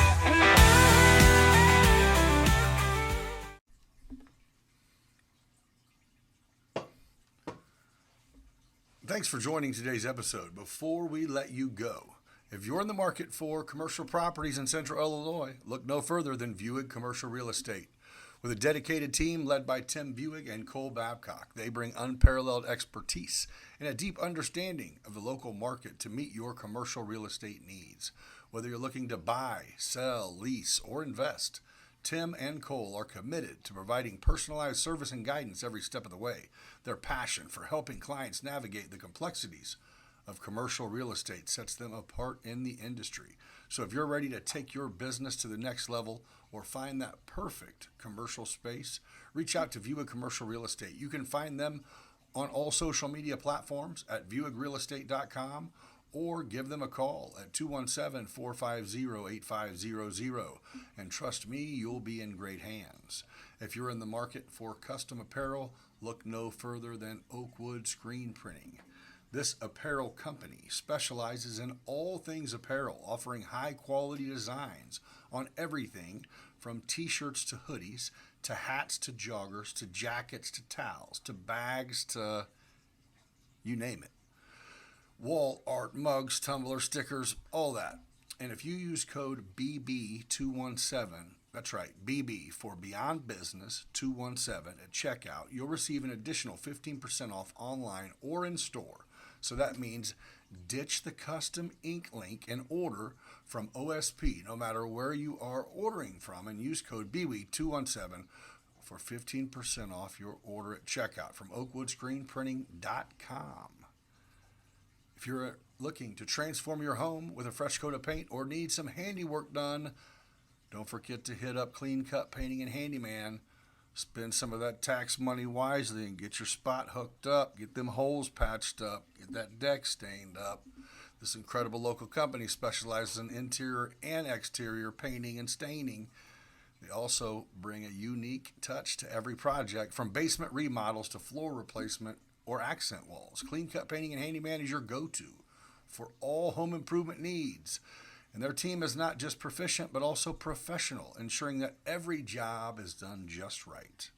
So if you want to elevate your space, reach out to Clean Cut Painting and Handyman today, and you'll be amazed at what they can do. You can find them on all social media platforms by searching Clean Cut Painting and Handyman or by going to their website at cleancutservice.com. Thanks again for joining today's episode. Everybody be blessed, be kind to each other. We'll catch you on the next one.